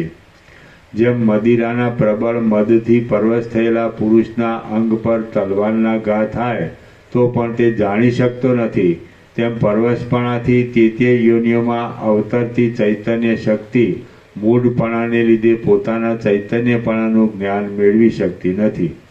જેમ મદિરાના પ્રબળ મદથી ઘેરાયેલો પુરુષ મદ ઉતરી જતા પોતાના કાર્યનું સ્મરણ કરીને નિર્મોહ થાય છે, તેમ અજ્ઞાનથી પરવશ થયેલી ચૈતન્ય શક્તિ અજ્ઞાન ટળી જાય ત્યારે પોતાના સ્વરૂપને યાદ કરીને મોહ રહિત થાય છે. જેમ ગળત કોડિયો માણસ ગલિત થયેલા આંગળાઓને ગતિ આપતો નથી, તેમ જ્યારે લિંગ શરીરનો ઉપસંહાર થતાં પ્રાણ હાથ પગ વગેરેના જ્ઞાનોને ચલન આપતો નથી, ત્યારે દેહમાં રહેલું હૃદયકમળ કોઈથી થડકો નહીં લાગવાને લીધે લાકડાના પાત્રની જેમ જરા પણ ચલિત થતું નથી. જેમ પાંખો ચલન વગરની થતાં બહારની પવન શક્તિઓ શાંત થઈ જાય છે, તેમ અંદરનું હૃદયકમળ ચલન વગરનું થતાં પ્રાણો શાંત થઈ જાય છે. આ રીતે વાયુ બંધ થતાની સાથે જ જેમ ઉડેલી ધૂળ પૃથ્વી પર બેસી જાય છે, તેમ અંદરનો સ્પર્શ દૂર થવાથી પ્રાણ શાંત થાય છે અને જીવ નામરૂપ રહિત કારણ સ્વરૂપને પામે છે. હે વશિષ્ઠ મુનિ, એ સમયમાં પ્રાણના ઉપરામથી રજ વગરનું તથા આધાર વિનાનું મન પણ પ્રાણની સાથે કારણ સ્વરૂપને પામીને તે સ્વરૂપે અવશેષ રહીને ઝાડના જળથી સિંચાયેલા બીજની જેમ બીજા દેહનો આવિર્ભાવ કરવા તૈયાર થાય છે. આ રીતે ચારે બાજુથી સઘળા કારણો દૂર થવાથી લિંગ શરીર ચલન વગરનું થતાં દેહ નિર્બળ થઈને પડી જાય છે. લિંગ શરીરનું ચલન હૃદયકમળના ચલનથી થાય છે. હૃદયકમળનું ચલન તે પહેલાંની ભોગતાપણા આદિના સ્મરણરૂપ વાસનાઓના ચલનથી થાય છે. તે વાસનાઓનું ચલન સ્વરૂપના અજ્ઞાનને લીધે ચૈતન્યમાં થયેલા દ્રશ્યાકાર સ્ફુરણથી થાય છે. હૃદયકમળના ચલનથી લિંગ શરીરનું ચલન થાય છે અને હૃદયકમળ રૂપી યંત્રનું ચલન રોકાયાથી લિંગ શરીરનું ચલન રોકાઈ જાય છે. હે વશિષ્ઠ મુનિ, જ્યાં સુધી દેહમાં લિંગ શરીર હોય ત્યાં સુધી દેહ જીવતો કહેવાય છે અને લિંગ શરીર શાંત થાય ત્યારે દેહ મરી ગયેલો કહેવાય છે. જેમ પાંખો રોકાઈ જતા પવનનો સમૂહ શાંત થઈ જાય છે તેમ વાત, પિત્ત તથા કફ જેઓ પરસ્પરથી વિરુદ્ધ છે તેમના તથા રાગદ્વેષાદિકના પ્રકોપથી અને શસ્ત્ર આદિથી થયેલી છેદન ભેદન આદિ દિશાઓને લીધે દેહની અંદર હૃદયકમળ રૂપી યંત્રનું ચલન અટકી જતા લિંગ શરીરનું ચલન પણ ધીરે ધીરે અટકી જાય છે. શરીરમાં રહેલો જીવ હૃદયકમળ રૂપી યંત્ર ચાલ્યા કરતા ઉત્પન્ન થતા પોતાના સંકલ્પોને લીધે હજારો દુઃખને પ્રાપ્ત થયા કરે છે. તેમના હૃદયમાં સર્વદા રાગદ્વેષાદિકથી રહિત નિર્મળ વાસના જ રહેતી હોય. જેમના હૃદયમાં સર્વદા રાગદ્વેષાદિકથી રહિત નિર્મળ વાસના જ રહેતી હોય તે જીવો જીવન મુક્ત કહેવાય છે. સર્વદા એક સરખી રીતે સ્થિર રૂપવાળા કહેવાય છે અને તેઓ લાંબુ આયુષ ભોગવે છે. હૃદયકમળ રૂપ યંત્ર રોકાઈ જતા અને પ્રાણવાયુ શાંત થતાં આ દેહ તરત જ લાકડું તથા ઢેફાના જેવો થઈને ધરતી પર પડે છે. જે રીતે હૃદયાકાશના પ્રાણરૂપી પવનમાં લિંગ શરીર લીન થાય છે તે રીતે ત્યારે તેમાં જ મન લય પામે છે. વાસનાઓથી વ્યાપ્ત અને જેણે અનાદિકાળથી શરીરાદિકપણાનો અભ્યાસ કર્યો હોય છે એવું મન જ્યાં ત્યાં ભટકીને સ્વર્ગ નરક આદિ જુએ છે. જેમ ઘરના માણસો દૂર જતા ઘર શૂન્ય લાગે છે તેમ મનથી તથા પ્રાણવાયુથી રહિત થયેલું શરીર સબપણાને પ્રાપ્ત થાય છે. જે સર્વવ્યાપક બ્રહ્મ ચૈતન્ય છે તે જ દૃશ્યાકાર સ્ફુરણને લીધે મનરૂપ અથવા શરીરરૂપ થાય છે અથવા લિંગ શરીરરૂપ થઈને નિર્વાહને યોગ્ય શરીરવાળું થાય છે. નિર્વાહ યોગ્ય શરીર કે જે 5 સૂક્ષ્મ ભૂતોના સમુદાય રૂપ ચિત્ત જ છે તેનો અધ્યાસ ધારણ કરીને રહેલું બ્રહ્મ ચૈતન્ય જ સંકલ્પને લીધે સ્વપ્નના ભ્રમ જેવા સ્થૂળ આકારને જુએ છે. પછી તે સ્થૂળ આકારની દ્રઢ ભાવનાથી તેમાં જ અહંતાને પામીને ક્ષણ માત્રમાં નિર્વાહને યોગ્ય દેહપણાને સંપૂર્ણ રીતે ભૂલી જાય છે. આ સ્થૂળ દેહ કે જે મિથ્યાભૂત જ છે તેમાં જેણે કૃત્રિમ ભાવના કરી હોય છે એવું એ ચૈતન્ય ખોટા જગતને સત્ય માની લે છે અને પોતાના સાચા બ્રહ્મપણાને ખોટું માની લે છે. સર્વવ્યાપક બ્રહ્મ ચૈતન્ય બુદ્ધિમાં પ્રતિબિંબિત થયેલા અંશથી જીવરૂપ થઈને મનરૂપ થાય છે. મન લિંગ શરીરરૂપી રથમાં ગોઠવાય છે અને તે ગોઠવાયાથી જગત થાય છે. જેમ વહેતાલ શબની અંદર પેશીને શબને ઉઠાડે છે તેમ જ્યારે વાયુની પ્રધાનતાવાળું લિંગ શરીર દેહની અંદર પેશીને દેહને ઉઠાડે છે ત્યારે લોકો દેહ જીવે છે એમ કહે છે. લિંગ શરીર ક્ષીણ થતાં જ્યારે ચિત્ત બ્રહ્મમાં લીન થાય છે ત્યારે આ દેહ ચેષ્ટા વિનાનો જણાય છે અને મૂવો એમ પણ કહેવાય છે. જીવ પોતાના સ્વભાવને લીધે અજર તથા અમર બ્રહ્મપણાને ભૂલીને પરવશ થાય છે અને જેમ પાંદડું કાળને લીધે સુકાઈ જાય છે તેમ અશક્ત બની જાય છે.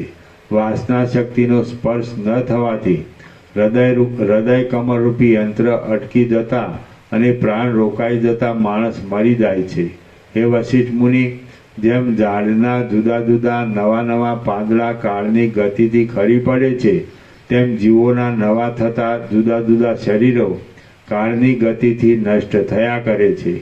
જીવોના શરીરો અને ઝાડના પાંદડા ઉત્પન્ન થયા કરે છે અને નષ્ટ પણ થયા કરે છે. માટે તેઓને માટે શી ચિંતા કરવી કે શો વિલાપ કરવો? ચૈતન્ય રૂપી સમુદ્રમાં આ શરીરો રૂપી પરપોટાઓની જુદી જુદી પંક્તિઓ સ્ફુર્યા કરે છે. માટે બુદ્ધિમાન પુરુષે તેમાં ભરોસો રાખવો જ નહીં. જેમ કાચ આદિ પારદર્શક પદાર્થ વિના બીજો કોઈ પદાર્થ અન્ય પદાર્થોના પ્રતિબિંબનું ગ્રહણ કરવાને યોગ્ય નથી, તેમ ચિત્ત વિના બીજું કોઈ પણ ચૈતન્ય પ્રતિબિંબનું ગ્રહણ કરવાને યોગ્ય નથી. ચૈતન્ય સર્વવ્યાપક છે, પણ ચિત્તમાં જ પ્રતિબિંબ થાય છે. ભરપૂર ચૈતન્યરૂપ નિર્મળ આકાશમાં પૂર્વજન્મમાં કરેલા કર્મોના પરિણામો રૂપ અનિર્વચનીય ઉપરથી જ સારી લાગે છે એવી અને અનેક પ્રકારના પોકારોવાળી જીવ તથા જગતરૂપ કલ્પનાઓ જન્મ મરણ ઇત્યાદિની ભ્રાંતિઓથી આત્માને મૂઢ બનાવી દેવા માટે અને તપાવવા માટે પ્રતીત થાય છે. શ્રી યોગવાસિષ્ઠ મહારામાયણમાં નિર્વાણ પ્રકરણના પૂર્વાર્ધનો દેહપાત વિચાર નામનો સર્ગ 32મો સમાપ્ત. સર્ગ 33મો દ્વૈત નિવારણની યુક્તિઓ. આ 33મા સર્ગમાં જીવ તથા જગતરૂપ ભેદો મોહથી કલ્પાયેલા હોવાને લીધે સૂક્ષ્મ વિચાર કરતા ટકી શકતા નથી એ વિશેની યુક્તિઓ કહેવામાં આવશે. વશિષ્ઠ બોલ્યા, મુકુટમાં અર્ધચંદ્રને ધારણ કરનારા હે સદાશિવ, ચૈતન્ય તત્વ કે જે સઘળા આકારોથી રહિત છે, ભરપૂર છે અને સજાતીય વિજાતીય તથા સ્વગત એ ત્રણ ભેદોથી રહિત છે, તેને જીવરૂપ સજાતીય અને જળ જગતરૂપ વિજાતીય ભેદ કેવી રીતે થયો? સજાતીય વિજાતીય તથા સ્વગતની નીચે ટાંચ છે. એક ગાય બીજી ગાયથી જુદી પડે તે સજાતીય ભેદ, એક ગાય ભેંસથી જુદી પડે તે વિજાતીય ભેદ, અને તે ગાય પોતાના અંગના અવયવોથી જુદી પડે તે સ્વગત ભેદ કહેવાય છે. બ્રહ્મ આ ત્રણેય ભેદોથી રહિત છે. હે સદાશિવ, ચૈતન્ય તત્વ કે જે સઘળા આકારોથી રહિત છે, ભરપૂર છે અને સજાતીય વિજાતીય તથા સ્વગત એ ત્રણેય ભેદોથી રહિત છે, તેને જીવરૂપ સજાતીય અને જળ જગતરૂપ વિજાતીય ભેદ કેવી રીતે થયો?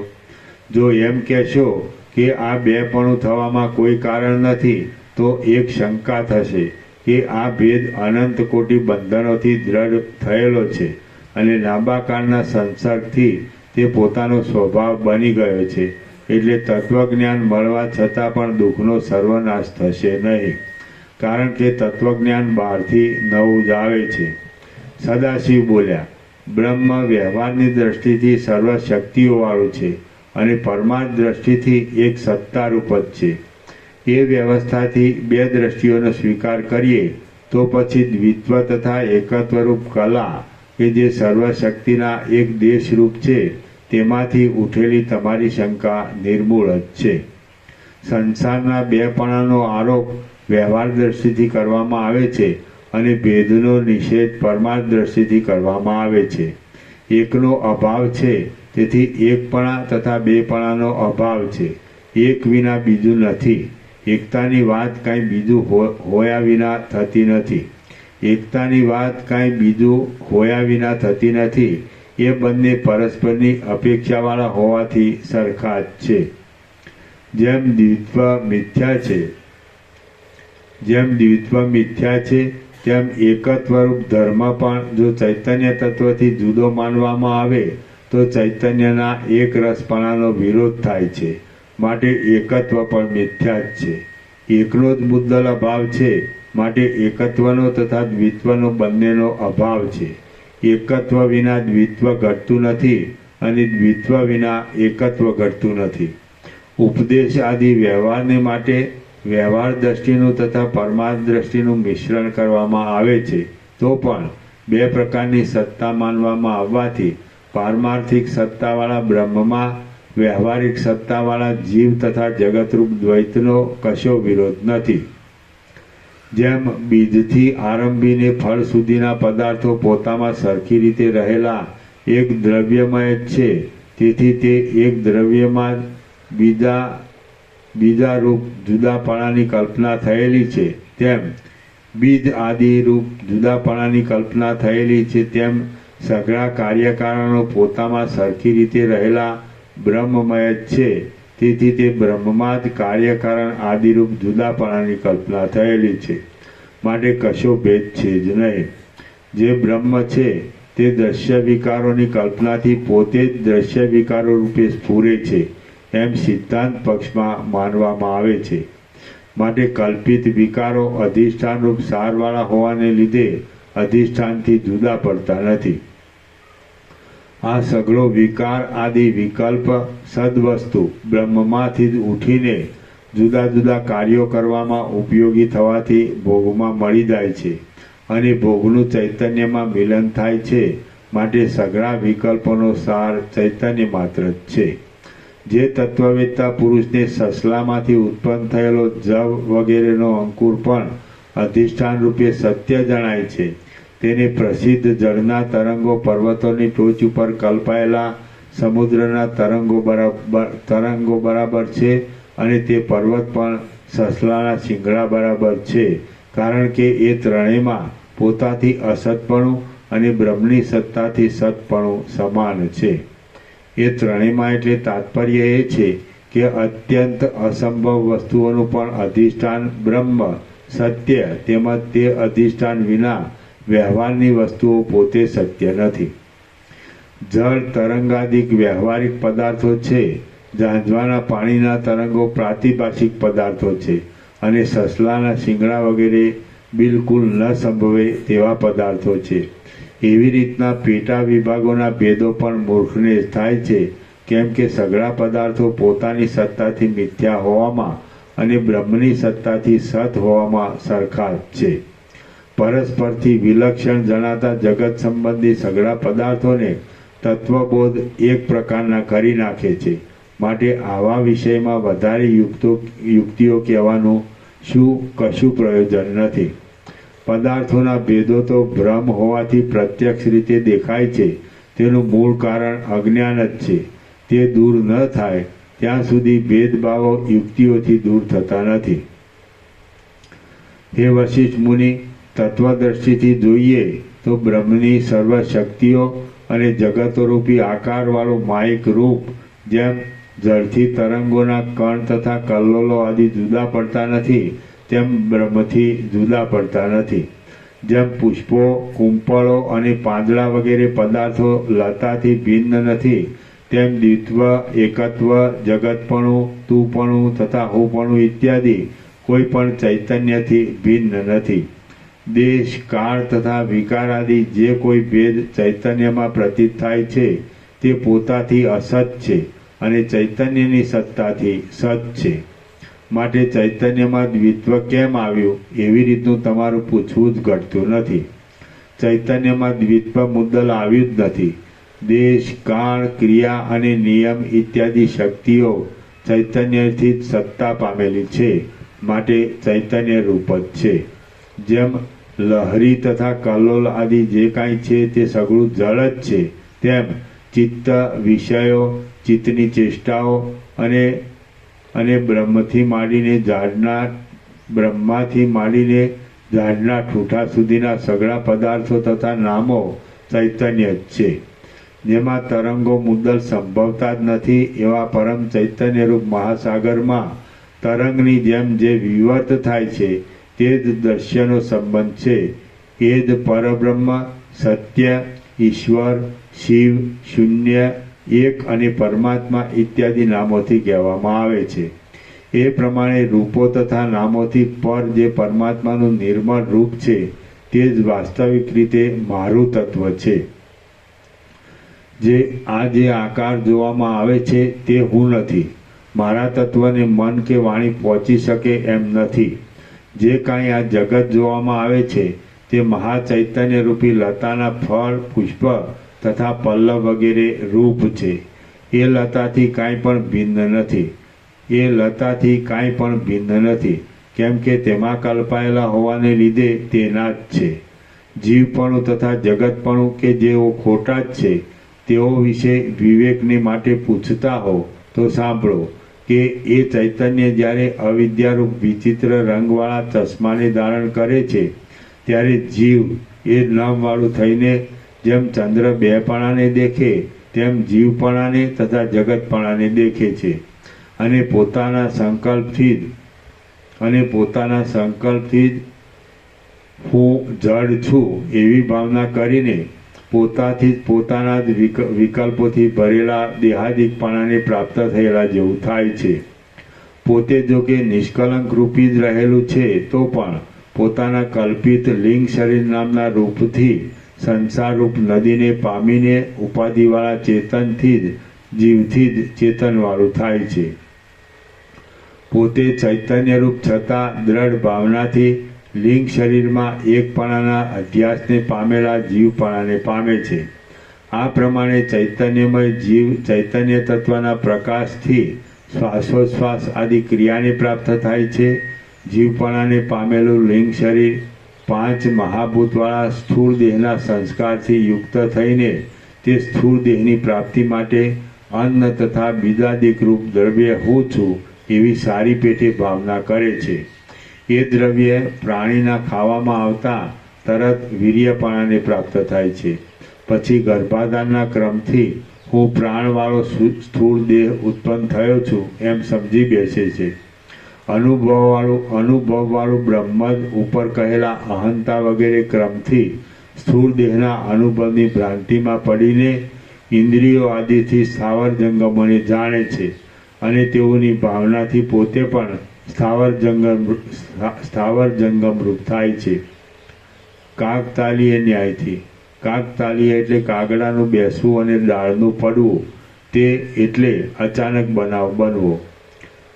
કાકતાલીય ન્યાયથી કર્મના યોગરૂપ નિમિત્તથી પૂર્વયોનિનો દ્રઢ અભ્યાસ. અચાનક બનવો એવો અર્થ ન થાય. જોડી કાઢવું, કાગડાથી તાળ ન પડે પણ એમ જોડી કાઢવું, એમાં બધું જોડી કાઢેલું છે, કાંઈ છે નહીં, ચૈતન્ય જ છે. કાકતાલીય મને જોડી કાઢવું.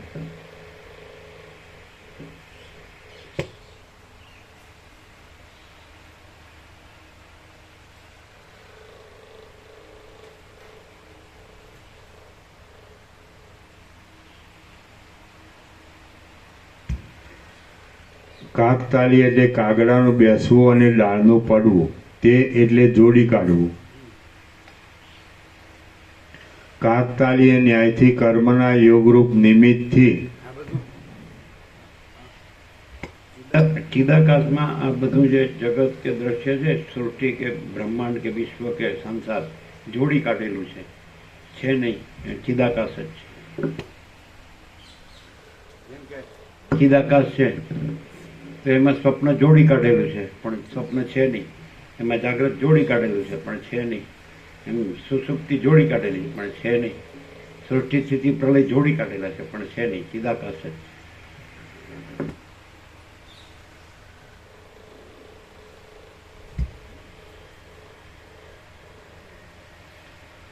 કાકતાલીય ન્યાયથી ચિદાકાશમાં સંસાર જોડી કાઢેલો છે પણ છે નહીં. ચિદાકાશ જ છે.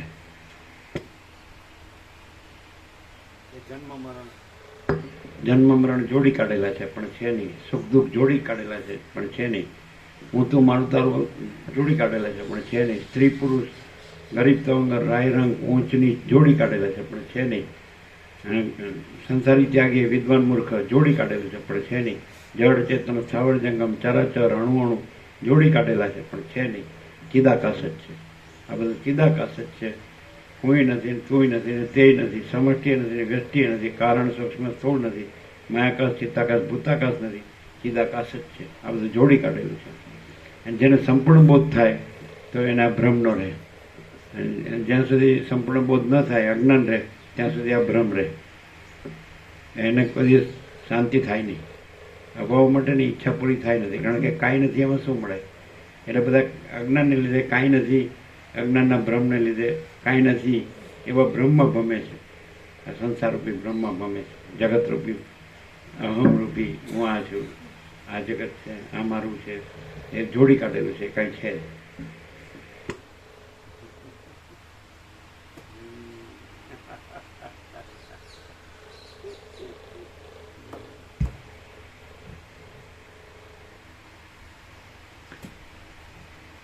કાકતાલીય ન્યાયથી કર્મના યોગરૂપ નિમિત્તથી પૂર્વ યોનિનો દ્રઢ અભ્યાસ જતો રહેતા અને નવી યોનિની વાસનાનો સંબંધ થતાં એક આકારને મૂકીને બીજા આકારને પ્રાપ્ત થાય છે. જેમ માણસને વેતાલનો વિકાર કરવાથી ખુલ્લો વેતાલ મોઢા આગળ ખડો થાય છે, તેમ એકને દ્વિત્વની વાસનાથી દ્વિત્વ દ્વૈત ખડું થાય છે.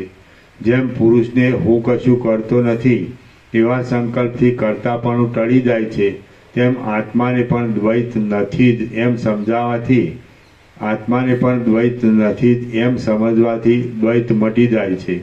આત્મા એક છતાં તેને દ્વિત્વના સંકલ્પથી દ્વિત્વ પ્રાપ્ત થાય છે. જગત આત્મા દ્વૈત દ્વૈત એટલે બેપણું. આત્મા એટલે ચિદાકાશ, એટલે ચિદાકાશ અને સંસાર. તો એ આ ચિદાકાશ જ છે, સંસાર નથી. તો એ સંસારનો ભ્રમ ટળી જાય છે. દ્વૈત ભ્રમ હોય ત્યાં સુધી સંસાર ભ્રમ, એ દ્વૈત એટલે બેપણું એટલે સંસાર.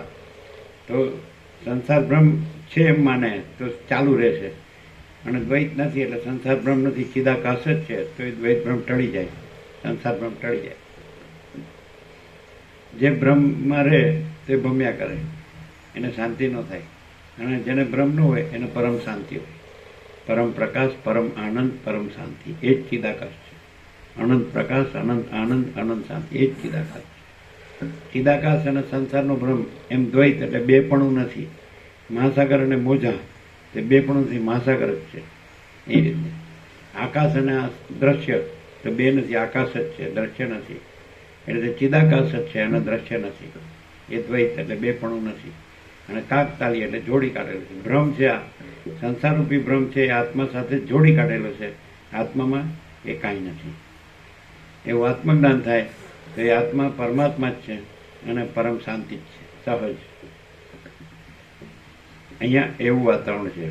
પણ તો જે વસિષ્ઠ કહે છે કે પૂંઠ વાળ્યા વગર જે એમાં મંડ્યો રહે તો એ પરમાત્મા રહે છે અને પરમ શાંતિ પામે છે. પછી એમાં જન્મ મરણનો સંસારનો ભ્રમ નથી, સુખ દુઃખ નથી, હું તું મારું તારું નથી, રાગ દ્વેષ નથી, પરમ શાંતિ જ છે.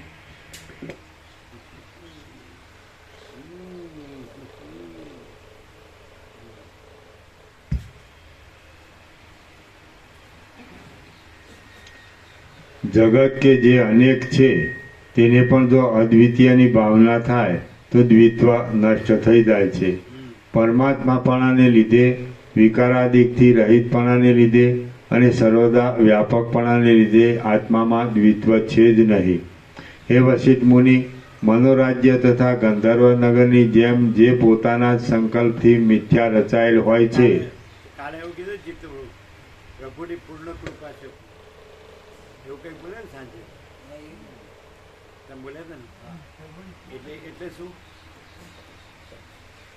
એટલે એમ કીધું કે જો અંધારામાં ના રહેતા, પેલા પર પ્રકાશ પડ્યો ને, ફોકસ કરી સૂર્ય ભગવાન, તો અંધારામાં ના રહેતા. તો તમે શું કીધું? પૂર્ણ કૃપા કરી સતત તત્વબોધનો પ્રકાશ કરી રહ્યા છે, એટલે મારા ઉપર પણ પ્રકાશ પડશે. પડશે.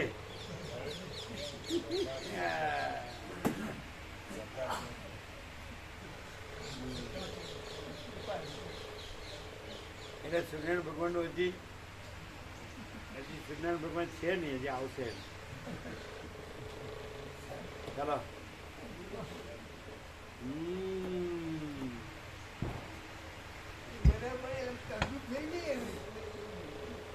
શું કહે છે? કોઈ બનાવી જે વાત થાય ને, આ પ્રકાશ પડ્યો એટલે પછી મનમાં એવી કલ્પના પ્રકાશ પડશે.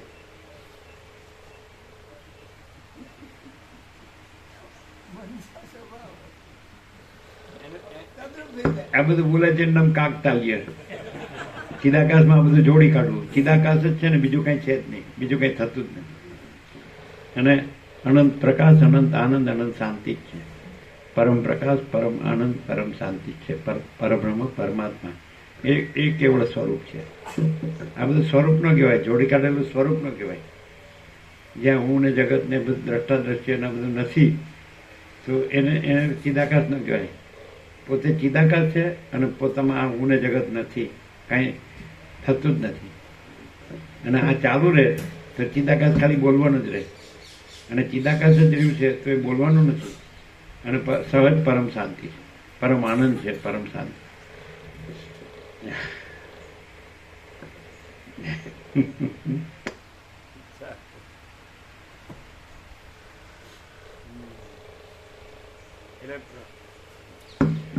ચિદાકાશમાં પ્રવૃત્તિ પ્રપંચ ઉપાધિ નથી.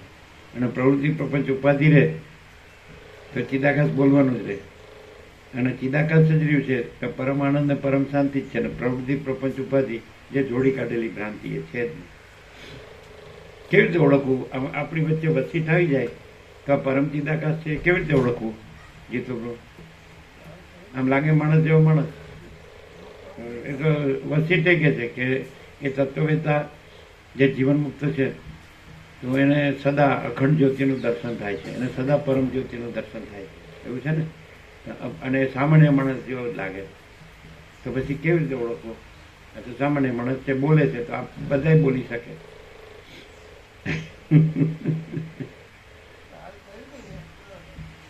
એમાં કોઈ ભ્રાંતિ ન હોય, અજ્ઞાન ન હોય. અને અજ્ઞાનનું આ બધું આ સંસાર ને કાર્ય બધું છે ને, આ દેહ ને આ બધું હું મારું ને બધું રાગ દ્વેષ, આ ધન ને આ ભોગો ને બધું ન હોય. તમે કેવી રીતે ઓળખો?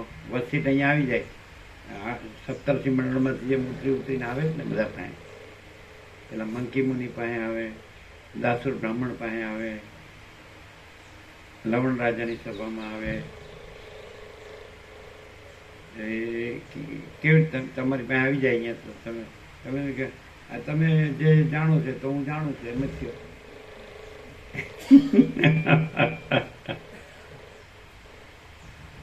ચિદાકાશમાં જરાય ચંચળતા ભ્રાંતિ ન હોય. અને સામાન્ય માણસમાં ચંચળતા ભ્રાંતિ હોય. આપણે એને પૂર્ણ બોધ થાય તો ચંચળતા ભ્રાંતિ ટળી જાય. અને પછી ચિદાકાશ તો રહેલું, એ ચિદાકાશ જ રહે. એ માણસ છે, માણસ ન રહે, ચિદાકાશ જ રહે. એને જે કયો હોય કયો, એ કૃપા કયો કે જે કયો.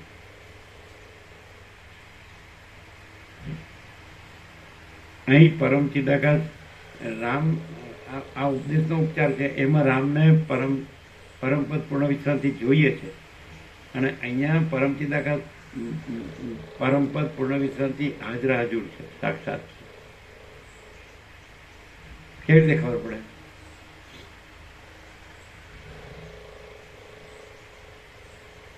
ચિદાકાશ કાંઈ અહીંથી ઉઠીને હું મારુંમાં ચાલવાનું માંડે, દોડવાનો માંડે. આ મારું ઘર છે. ચિદાકાશનું ઘર ચિદાકાશ. એ પછી આ જે ભ્રાંતિ છે, ચંચળતા ભ્રાંતિમાં જે સંસાર ભ્રાંતિ છે એ ઘર નથી અને બારે નથી. ચિદાકાશનું ધન ચિદાકાશ. પછી ચંચળતા ભ્રાંતિ, સંસાર ભ્રાંતિમાં આ મારું ધન છે એવું ન હોય. ચિદાકાશનું ધન ચિદાકાશ, ચિદાકાશનો આનંદ ચિદાકાશ, ચિદાકાશની શાંતિ ચિદાકાશ. પછી આ મારું સુખ છે, આ મારો આનંદ છે ને આ મારી શાંતિ છે એવું ન હોય. ચંચળતા ભ્રાંતિમાં, સંસાર ભ્રાંતિમાં આ મારો આનંદ છે ને આ મારી. ચિદાકાશનો આનંદ, ચિદાકાશનું સત્ય ચિદાકાશ. પછી આ સંસાર ભ્રાંતિમાં, ચંચળતા ભ્રાંતિમાં આ મારું સત્ય છે. આ કાંઈ છે જ નહીં. આ બધું કાકતાલીય, જોડી કાઢેલું. અચાનક કહેવાથી એનો ખુલાસો ન મળે. અકસ્માત ને એક્સિડન્ટ ને, એક્સિડન્ટ નથી, છે જ નહીં. એનો એક્સિડન્ટ ચિદાકાશમાં, એનો એક્સિડન્ટ દ્વૈત છે જ નહીં. એક્સિડન્ટ માટે બે જોવે, અચાનક ને અકસ્માત ને અર્થો ખોટા છે. જોડી કાઢેલું છે જ નહીં, કાંઈ છે જ નહીં. અને ચિદાકાશ સાયન્ટિફિક છે, એકદમ સાયન્ટિફિક. જો અહીંયા અત્યારે ચિદાકાશ અનુભવ હોય તો અનુભવાય, સીધું ડાયરેક્ટ રિયલાઇઝ કરી શકાય એની અનુભૂતિ અથવા એનું બોધ અથવા એનું જ્ઞાન, જે કંઈ પ્રકાશ, તેજ, જ્યોતિ, આ બધું છે.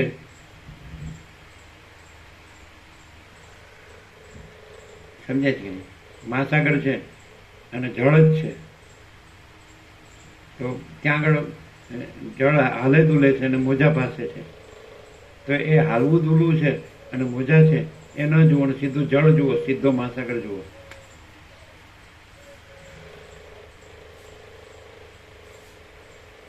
એમાં ચંચળતા ભ્રાંતિ છે અને એનું પછી મોજા, સંસારરૂપી મોજા છે, સૃષ્ટિરૂપી, તો એ ન જુઓ અને સીધું ચિદાકાશ જુઓ.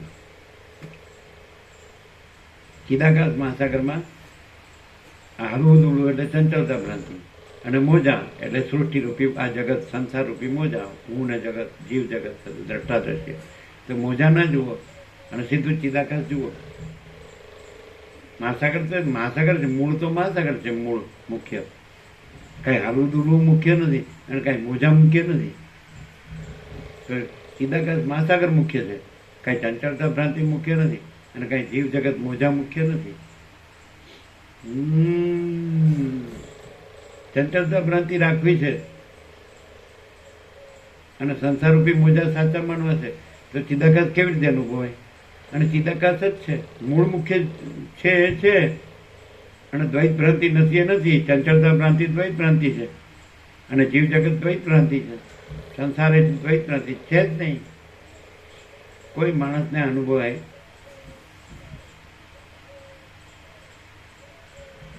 આ એકદમ ટોચનું અને છેલ્લું અલ્ટિમેટ રિયાલિટી ઇન ટોટાલિટી, અંતિમ સત્ય સંપૂર્ણતામાં. અને સદાશિવ એટલે વર્લ્ડમાં ન ભૂતો ન ભવિષ્યથી આવો પ્રકાશ થયો નથી ને થશે નહીં. સદાશિવ વચ્ચે કૈલાસ સંવાદ એટલે એકદમ ટોપનો છે, અલ્ટિમેટ.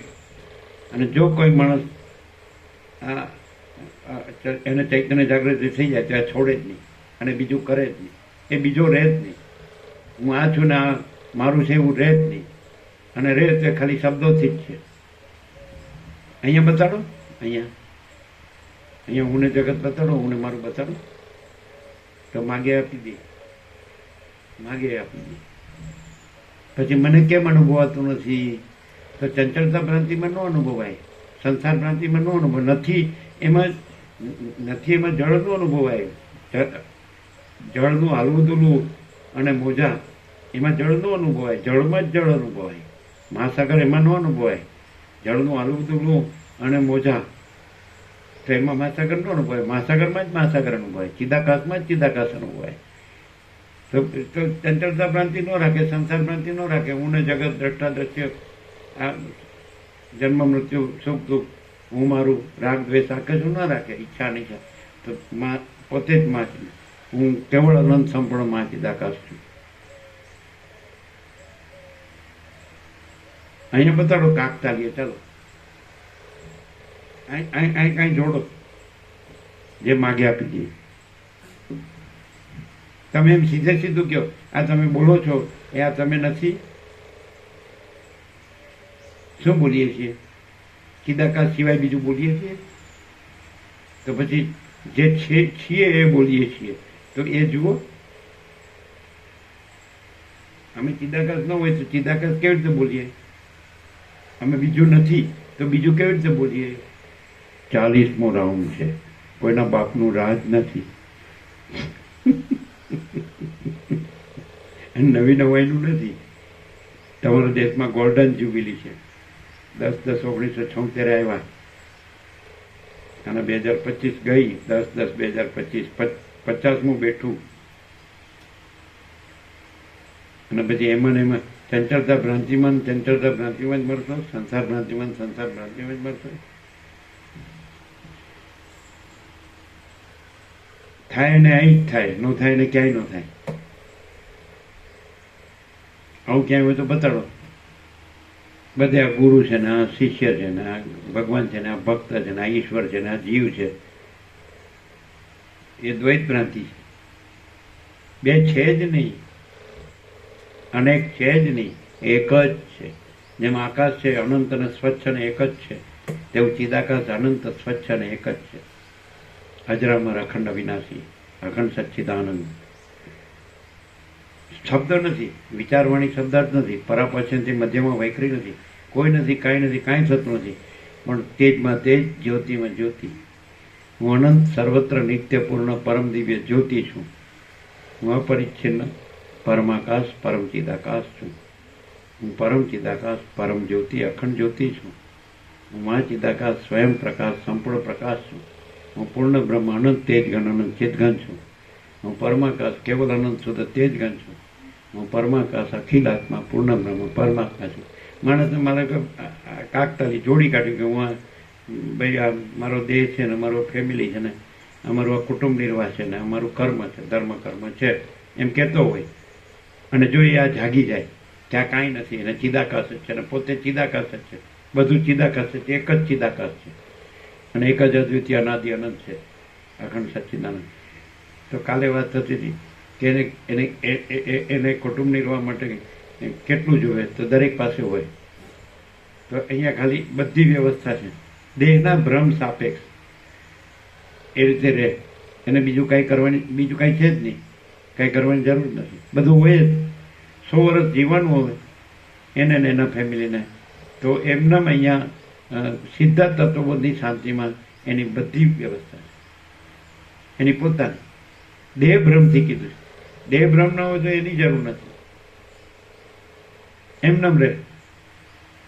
કારણ કે મારે વ્યવસ્થા નથી, સમજે, તો એમનામ રહે. ટ્રેઝરર માં અન્નપૂર્ણા અખૂટ ભંડાર છે.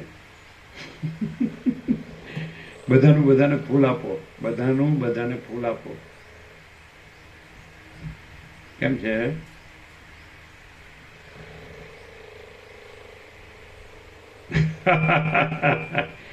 કૃપા થવાની છે એમ કયો, કૃપા થવાની. કોની પાસે વ્યવસ્થા નથી? બધા પાસે છે. પોતે વ્યવસ્થિત તો બધું વ્યવસ્થિત, પોતે અવ્યવસ્થિત તો બધું અવ્યવસ્થિત. મારે આ કાકતાલીય માટે કાંઈ નથી, એમાં આ જોડી કાઢેલું છે એમાં કાંઈક કરવું છે તો કાંઈ છે જ નહીં, એમાં કાંઈ થાય જ નહીં. અને ચિદાકાશ તો પૂર્ણ છે, અનંત અખંડ સનાતન અનંત અખંડ ચૈતન્ય સ્વરૂપ છે. દ્રષ્ટા દર્શન દ્રશ્ય કાંઈ નથી એવી શૂન્ય માયા છે. માયા એટલે ભ્રાંતિ. દ્રષ્ટા દર્શન દ્રશ્ય કાંઈ નથી એવી શૂન્ય માયા છે. સનાતન અનંત અખંડ ચૈતન્ય સ્વરૂપ છે. અગર તો મહાચિદાકાશ છે. સનાતન અનંત અખંડ મહાચિદાકાશ છે. અગર તો સત્રાક્ષર તો ખુલ્લા જ છે. સનાતન અનંત અખંડ પરમ ચિદાકાશ.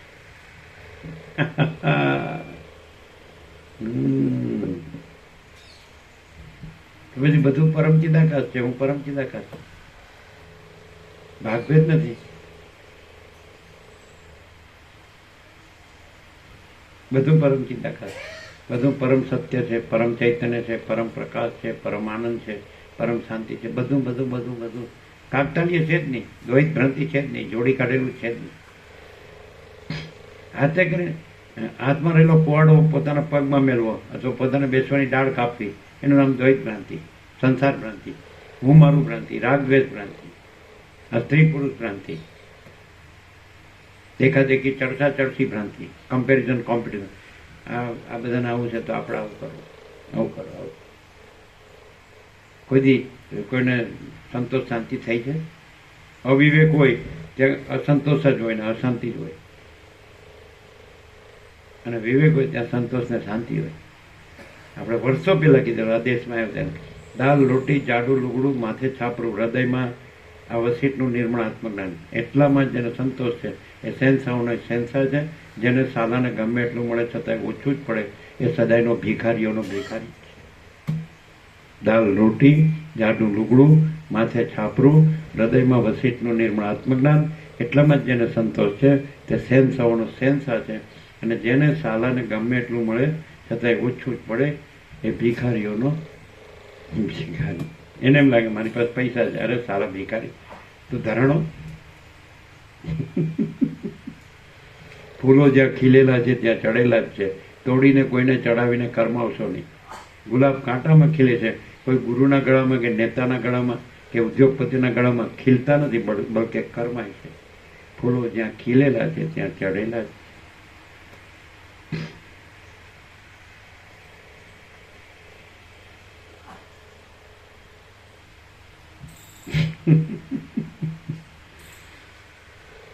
દુનિયાદારીના કોલાહલ અને દુનિયાદારીના કાવાદાવાથી દૂર, કુદરતને ખોળે બ્રહ્મમાં વિશ્રામ. આ તો વર્ષો પહેલા. દુનિયાદારીના કોલાહલ અને દુનિયાદારીના કાવાદાવાથી દૂર, કુદરતને ખોળે બ્રહ્મમાં વિશ્રામ. કેમ સ્નેહલ પ્રભુ પૂજાનો પગાર મળે જ કે નહીં? અને સદાશિવ કહે છે કે પૂજક, પૂજા, પૂજ્ય દેવ, ત્રિપુટી એક જ ચૈતન્ય છે. એક જ ચૈતન્યમાં ત્રણ ભેદ છે જ નહીં, ભાગ ભેદ. ત્રિપુટી છે જ નહીં. પૂજક, પૂજા અને પૂજ્ય દેવ. તમારો પૂજાનો જોબ છે ને? તમે કહેતા ને એકાઉન્ટ છે પણ પેલું આવું કહેવાનું કે એમને કે તમે હાજર રહેજો. બ્રાહ્મણ ખરા ને એટલે એકાઉન્ટન્ટ પૂજામાં બેસવાનું હતું પ્રભુ. તમે કહો છો ને એકાઉન્ટન્ટ છે પહેલા કરતા હતા પણ હવે છોડી દીધું. એકાઉન્ટ. આપણે કહીએ છીએ ને ઘણી વખત કે એકડાની પાછળ એક મૂંડ મૂકે 10 થાય, બીજું મૂકે તો 100 થાય, ત્રીજું મૂકે તો 1000 થાય, ચોથું મૂકે 10,000 થાય, પાંચમું મૂકો તો લાખ થાય છે ને, છઠ્ઠું મૂકે 10 લાખ થાય, સાતમું મૂકે તો કરોડ થાય, આઠમું મૂકે 10 કરોડ થાય, નવમું મૂકે તો અરબ થાય, દસમું મૂકે તો છે ને. તો શેનાથી મૂલ્ય વધે છે? મીંડાથી. આગળથી એકડો કાઢ લ્યો તો પરમાત્મા એકડો છે અને બાકી બધું માયાના મીંડા છે. મીંડાથી મૂલ્ય નહીં વધતું. ને અત્યારનું કોમર્સ શું કે એ મીંડાને અનંત કહે છે નહીં? જીરોને અનંત કહે છે. એ કેવી રીતે કહે છે જીરોને અનંત?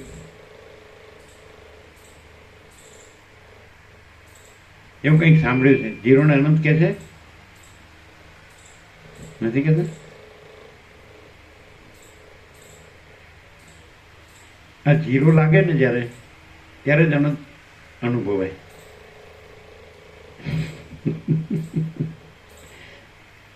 આ કંઈક લાગે છે ને એટલે અનંત અનુભવાતું નથી. અનંત ही अनंत है, अनंत में अनंत ही है.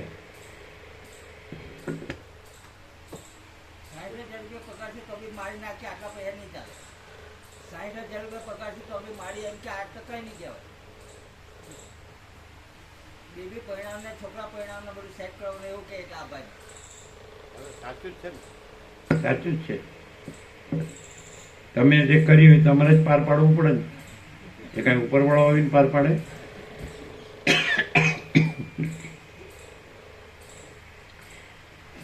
અમને એમ કીધું બુઝુર્ગે કે તું આ બધું સંભાળી દીધા, હું નીકળી જાઉં. બધામાં વૈરાગ્ય પૂર્ણ. એ પાછળથી એટલે અમે એમ કીધું કે તમે કર્યું છે તો તમે સંભાળો, અમે આ ચાલ્યા. આ બધું પ્રેક્ટિકલ છે, હકીકત. અહીં બેસીને ખોટું ન બોલાય. અમને શું કીધું? તું સંભાળી લે તો હું નીકળી જાઉં. કારણ કે બધામાં આ જ હતું. એટલે અમે એમ કીધું તમે કર્યું છે એટલે તમે સંભાળો, અમે આ ચાલ્યા. પછી કીધું તમે દેહથી ત્યાં છો, બાકી તો અંદરથી તો આત્મા પરમાત્મા જ છે. એવી રીતે. કારણ કે પછી 14 કલાક એમ જ રહેતા આત્મા ધ્યાનમાં જ. અને તો કોઈ લક્ષણ ન હોય, આવું માયાનો ગુલામ હોય અને બધી વાતો મોટી મોટી હારી હારી કરે, એનો કોઈ મિનિંગ છે? શાંતિ ન હોય. ખોટાને કોઈ દિવસ શાંતિ ન હોય. સાચાને સદા સહજ પરમ શાંતિ હોય. એનું મૂળ મુખ્ય લક્ષણ સહજ, સદા અને સહજ અને અનંત પ્રકાશ હોય, અનંત આનંદ હોય, અનંત શાંતિ જ હોય કે નહીં? અચ્છા, કયો કે અહીં નથી અનુભવાતો, એમ કયો. નો અનુભવાતો હોય તો અંદર પોતાનો કચરો લઈને આવ્યો હોય તો નો અનુભવાય. નહીં તો સાક્ષાત સદાશિવ પરમેશ્વર બોલતા હોય અને નો અનુભવ એવું બોલનારો તો એ દંભી અને મિથ્યાચારી અને પાખંડી કહેવાય. સાક્ષાત સદાશિવ પરમેશ્વર પ્રકાશતા હોય, અનંત સંપૂર્ણ પ્રકાશ પ્રકાશતા હોય, સ્વયં પ્રકાશ પ્રકાશતા હોય, પછી મને નથી અનુભવતો, ન અનુભવાય. અંદર કચરા પેટી ભરી હોય તો ન અનુભવાય. નોકરી છોડેમ કરે કારણ કે પ્રભુના સિવાય હવે કઈ બીજું છે જ નથી એવું કે એટલે પેલા મારે બીક લાગે. નોકરી કાંઈ પણ પ્લસ માઇનસ નથી કરવાનું. જ્યાં છો ત્યાં રમણ કે છે બે જ વાત કરે છે. નંબર 1, હું દેહ છું એ ભ્રમ કાઢી નાખો. નંબર 2, હું કરતા છું એ ભ્રમ કાઢી નાખો. તો બધા કે પછી વ્યવહાર તો કે ઓટોમેટિક છે, કોઈ કરે છે ને થાય છે એવું નથી. એ પછી પણ તમે એમાં જોડાયેલા નથી. તમે જળમાં આવી ગયા, મહાસાગરમાં આવી ગયા, પછી હાલવું દૂરવું અને મોજાનું શું એ પ્રશ્ન નહીં કરવાનો, નથી એનો પ્રશ્ન નહીં કરવાનો. અને છે એ તો છે જ, પૂર્ણ છે જ. નથી ક્લિયર? પકડવા છોડવાનું છે જ નહીં, ગ્રહણ ત્યાગ છે જ નહીં, સંસાર સંન્યાસ છે જ નહીં. ખાલી તમે હું દેહ છું એ જે ભ્રમ છે એ ખોટો છે, કાંઈ નથી અને છે જ નહીં. અને બીજું હું કરતા છું એ ભ્રમ છે, એ કાંઈ નથી. પછી બધું થાય છે તો એ જે નથી એનું એમાં થાય છે, એટલે કાંઈ થતું નથી. અને છે એમાં કાંઈ થતું નથી, એટલે ચિદાકાશ ચિદાકાશ છે. અને ભ્રમ છે, દ્વૈત ભ્રમ છે જ નહીં. જો તમે બીજું કંઈક કરશો તો એ અહમથી કરો છો. અને કાંઈ નથી એવું થતું હશે તો એ કાંઈ નથી એવું તમે રહ્યા છો. અને ચિદાકાશ છે, બધું ચિદાકાશ છે તો તમે ચિદાકાશ રહ્યા છો. તમારે ખાલી હું દેહ છું એ ભ્રમ નથી રાખવાનો, અને હું કરતા છું એ ભ્રમ નથી રાખવાનો. અને ખરેખર જો ચિદાકાશ જ રહ્યા હોય તો ચિદાકાશ જ રહ્યા હોય, પછી દ્વૈત ભ્રમ ન રહ્યા હોય. શું કહો? ન સમજાય તો કે અત્યારે સદાશિવ પરમેશ્વર પ્રકાશી રહ્યા છે.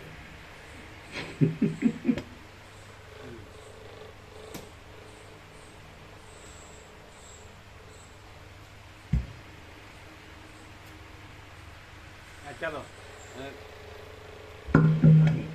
તમે દાખલા તરીકે એમ તો જાણો છો કે નહીં કે આ વર્ણાશ્રમ ધર્મ છે, અથવા તો આ કર્મ ઉપાસના જ્ઞાન ધ્યાન છે, અથવા તો ધર્મ અર્થ કામ મોક્ષ છે, આવું બધું નથી. શ્રવણ મનન નિધ્યાસન છે, આ બધા ઉપચાર છે, જ્ઞાન છે, ભક્તિ, કર્મયોગ, ભક્તિયોગ, જ્ઞાનયોગ, રાજયોગ છે. તો તમને એવી ખબર છે કે 7-8 વર્ષનો જન્મથી માણસે આત્મજ્ઞાન પ્રાપ્ત કરી લેવું જોઈએ, એવું વસીઠે રામને કીધું. પછી 7-8 વર્ષનો બ્રહ્મચારી બટુ એટલે બ્રહ્મ વિદ્યા મંદિરમાં જાય, બ્રહ્મર્ષિ ગુરુકુળ, અને બ્રહ્મ અભ્યાસ કરે, બ્રહ્મ જ્ઞાન અભ્યાસ કરે. 25 એનું એ પૂરો એ બ્રહ્મરૂપ જ રહે, ચિદાકાશ રૂપ જ રહે, બ્રહ્મરૂપી આકાશ, અનંત સ્વચ્છ, બીજું કાંઈ નથી ને બીજું કાંઈ નથી, અને પૂર્ણ છે, અજરામર અખંડ અજ્ઞાન. તો 25 થી 50 ગ્રહસ્થાશ્રમ, 50 વાનપ્રસ્થાશ્રમ. તો કાટલે મોટી ખોટ કે પાયો જ નહીં, બ્રહ્મચર્યાશ્રમ આવ્યો જ નહીં. સીધો ઘોડે ચડ્યો તે છેલ્લા વરઘોડા સુધી ઘોડે ચડ્યો. અને ભર ઉનાળો હોય ને, સૂર્યનારાયણ ભગવાન તપતા હોય ને તો એ ગરમ સૂટ પહેર્યો હોય, અંગ્રેજોનું આંધળું અનુકરણ. અને પેલો અણવર હોય ને એ પડસે ઓડું કરતો હોય. આ સડેલા બધા મગજના કોઈ ભાન જ નથી. તમારો એનો વેશ શું હતો અમે જોયું? ગાંધી ટોપી હતી, ધોતીનો જબ્બો હતો ને અહિંસક ચપ્પલ હતા, એવો હતો ને. તમારો સમશીતોષ્ણ કટિબંધ છે, તમને બધું સમશીતોષ્ણ સમાન, બધું ટાળ તાપ વરસાદ બધું સરખું. આગળ તમે થોડા ટુંડર દેશમાં છો, બરફમાં તમારે ગરમ પહેરવું પડે.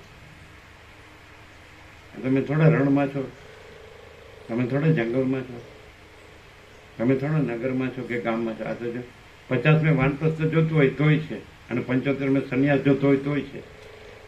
અને આશ્રમમાંથી જ જોતો હોય અવધૂત પરમહંસ તોય, અને કાંઈ ન જોતું હોય તોય બધું છે. ચિદાકાશ છે ને છે, અને બીજું નથી નથી ને નથી. ભ્રમ, દ્વૈત ભ્રમ નથી નથી નથી. થોડું મારે આમ છે, થોડું મારે આમ, થોડું મારે આમ છે, થોડું આ કાંક તાલીએ.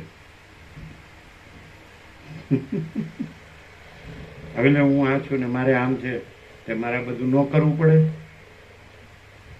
રામકૃષ્ણ પરમહંસ કહે છે, સંસાર અંધારિયો કૂવો, સગાવાલા કાળા સાપ જેવા, એમાં ડૂબ્યો તો મુવો. સંસાર અંધારિયો કૂવો, સગાવાલા કાળા સાપ જેવા, એમાં ડૂબ્યો તો મુવો છે ને.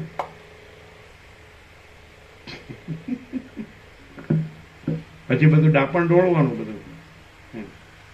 હું બધું સમજુ છું, હું બધું જાણું છું. સારું સારું સમજો, સારું જાણું. આ હું છે, આ હું કર્યું છે, આ બધું હું માંડ્યું છે.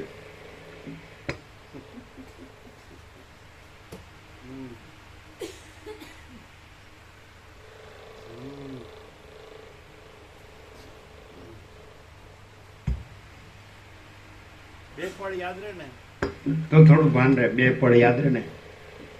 એક પળ જે માના ગર્ભમાં પિતાનું વીર્ય અને માતાની રજનો સંબંધ થાય ત્યારે જીવ ત્યાં પ્રવેશ કરે, તો એ દેહ માતા પિતાનો છે. રજવીર્ય એ પોતાનો નથી. એટલે એ પણ યાદ રાખવાની કે હું જન્મ્યો નથી. એ પણ હતી કે નહીં, ત્યારે પણ પોતે ચિદાકાશ હતો. પછી છેલ્લી પળ, જે છેલ્લો શ્વાસ મૂકી દીધો એટલે પરપોટો ફૂટી ગયો. પ્રાણે દેહ છોડી દીધો, બરાબર. તો પછી ક્યાં છે દેહ? ક્યાં છે? જન્મ્યો નથી ત્યારે પણ દેહ નથી, મરી ગયો ત્યારે પણ દેહ નથી. પોતે જ્યારે દેહ નથી ત્યારે પોતે ચિદાકાશ તો છે. હવે એની ખાતરી શું કે જન્મ મરણનો જે ભ્રમ છે એની વચ્ચે જે આમાં તેજ કે જ્યોતિ કે પ્રકાશનો આભાસ છે, તો એ ચિદાકાશ પોતે છે અને દેહ પોતે નથી. કારણ કે જન્મ્યાનો તો ત્યારે નહોતો અને મરી ગયો ત્યારે નથી દેહ. એટલે પોતે દેહ નથી, પોતે ચિદાકાશ છે. આ સીધું જ. અને મથે છે શેનું?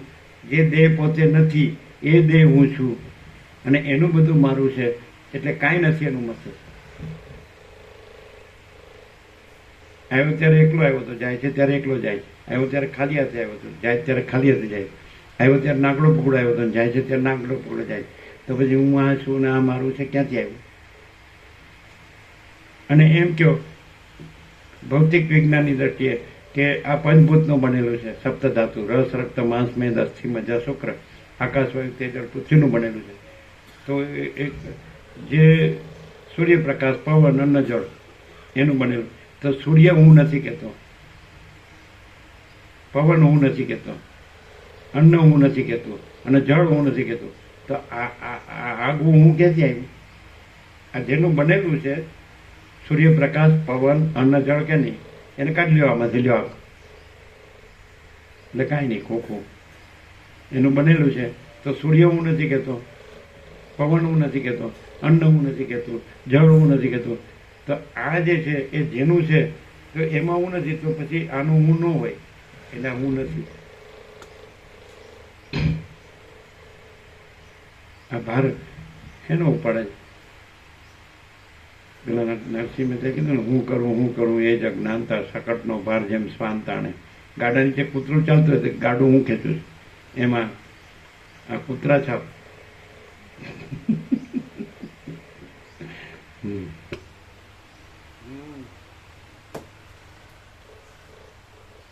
આજે ચાલુ છે આનંદ પ્રભુ?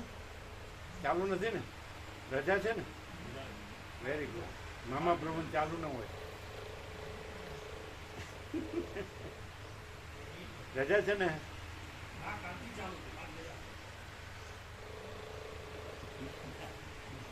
સદાશિવનો બરોબર લાભ લો. પરમેશ્વરનો સાક્ષાત સંપૂર્ણ પ્રકાશ, સંપૂર્ણ આનંદ, સંપૂર્ણ શાંતિ.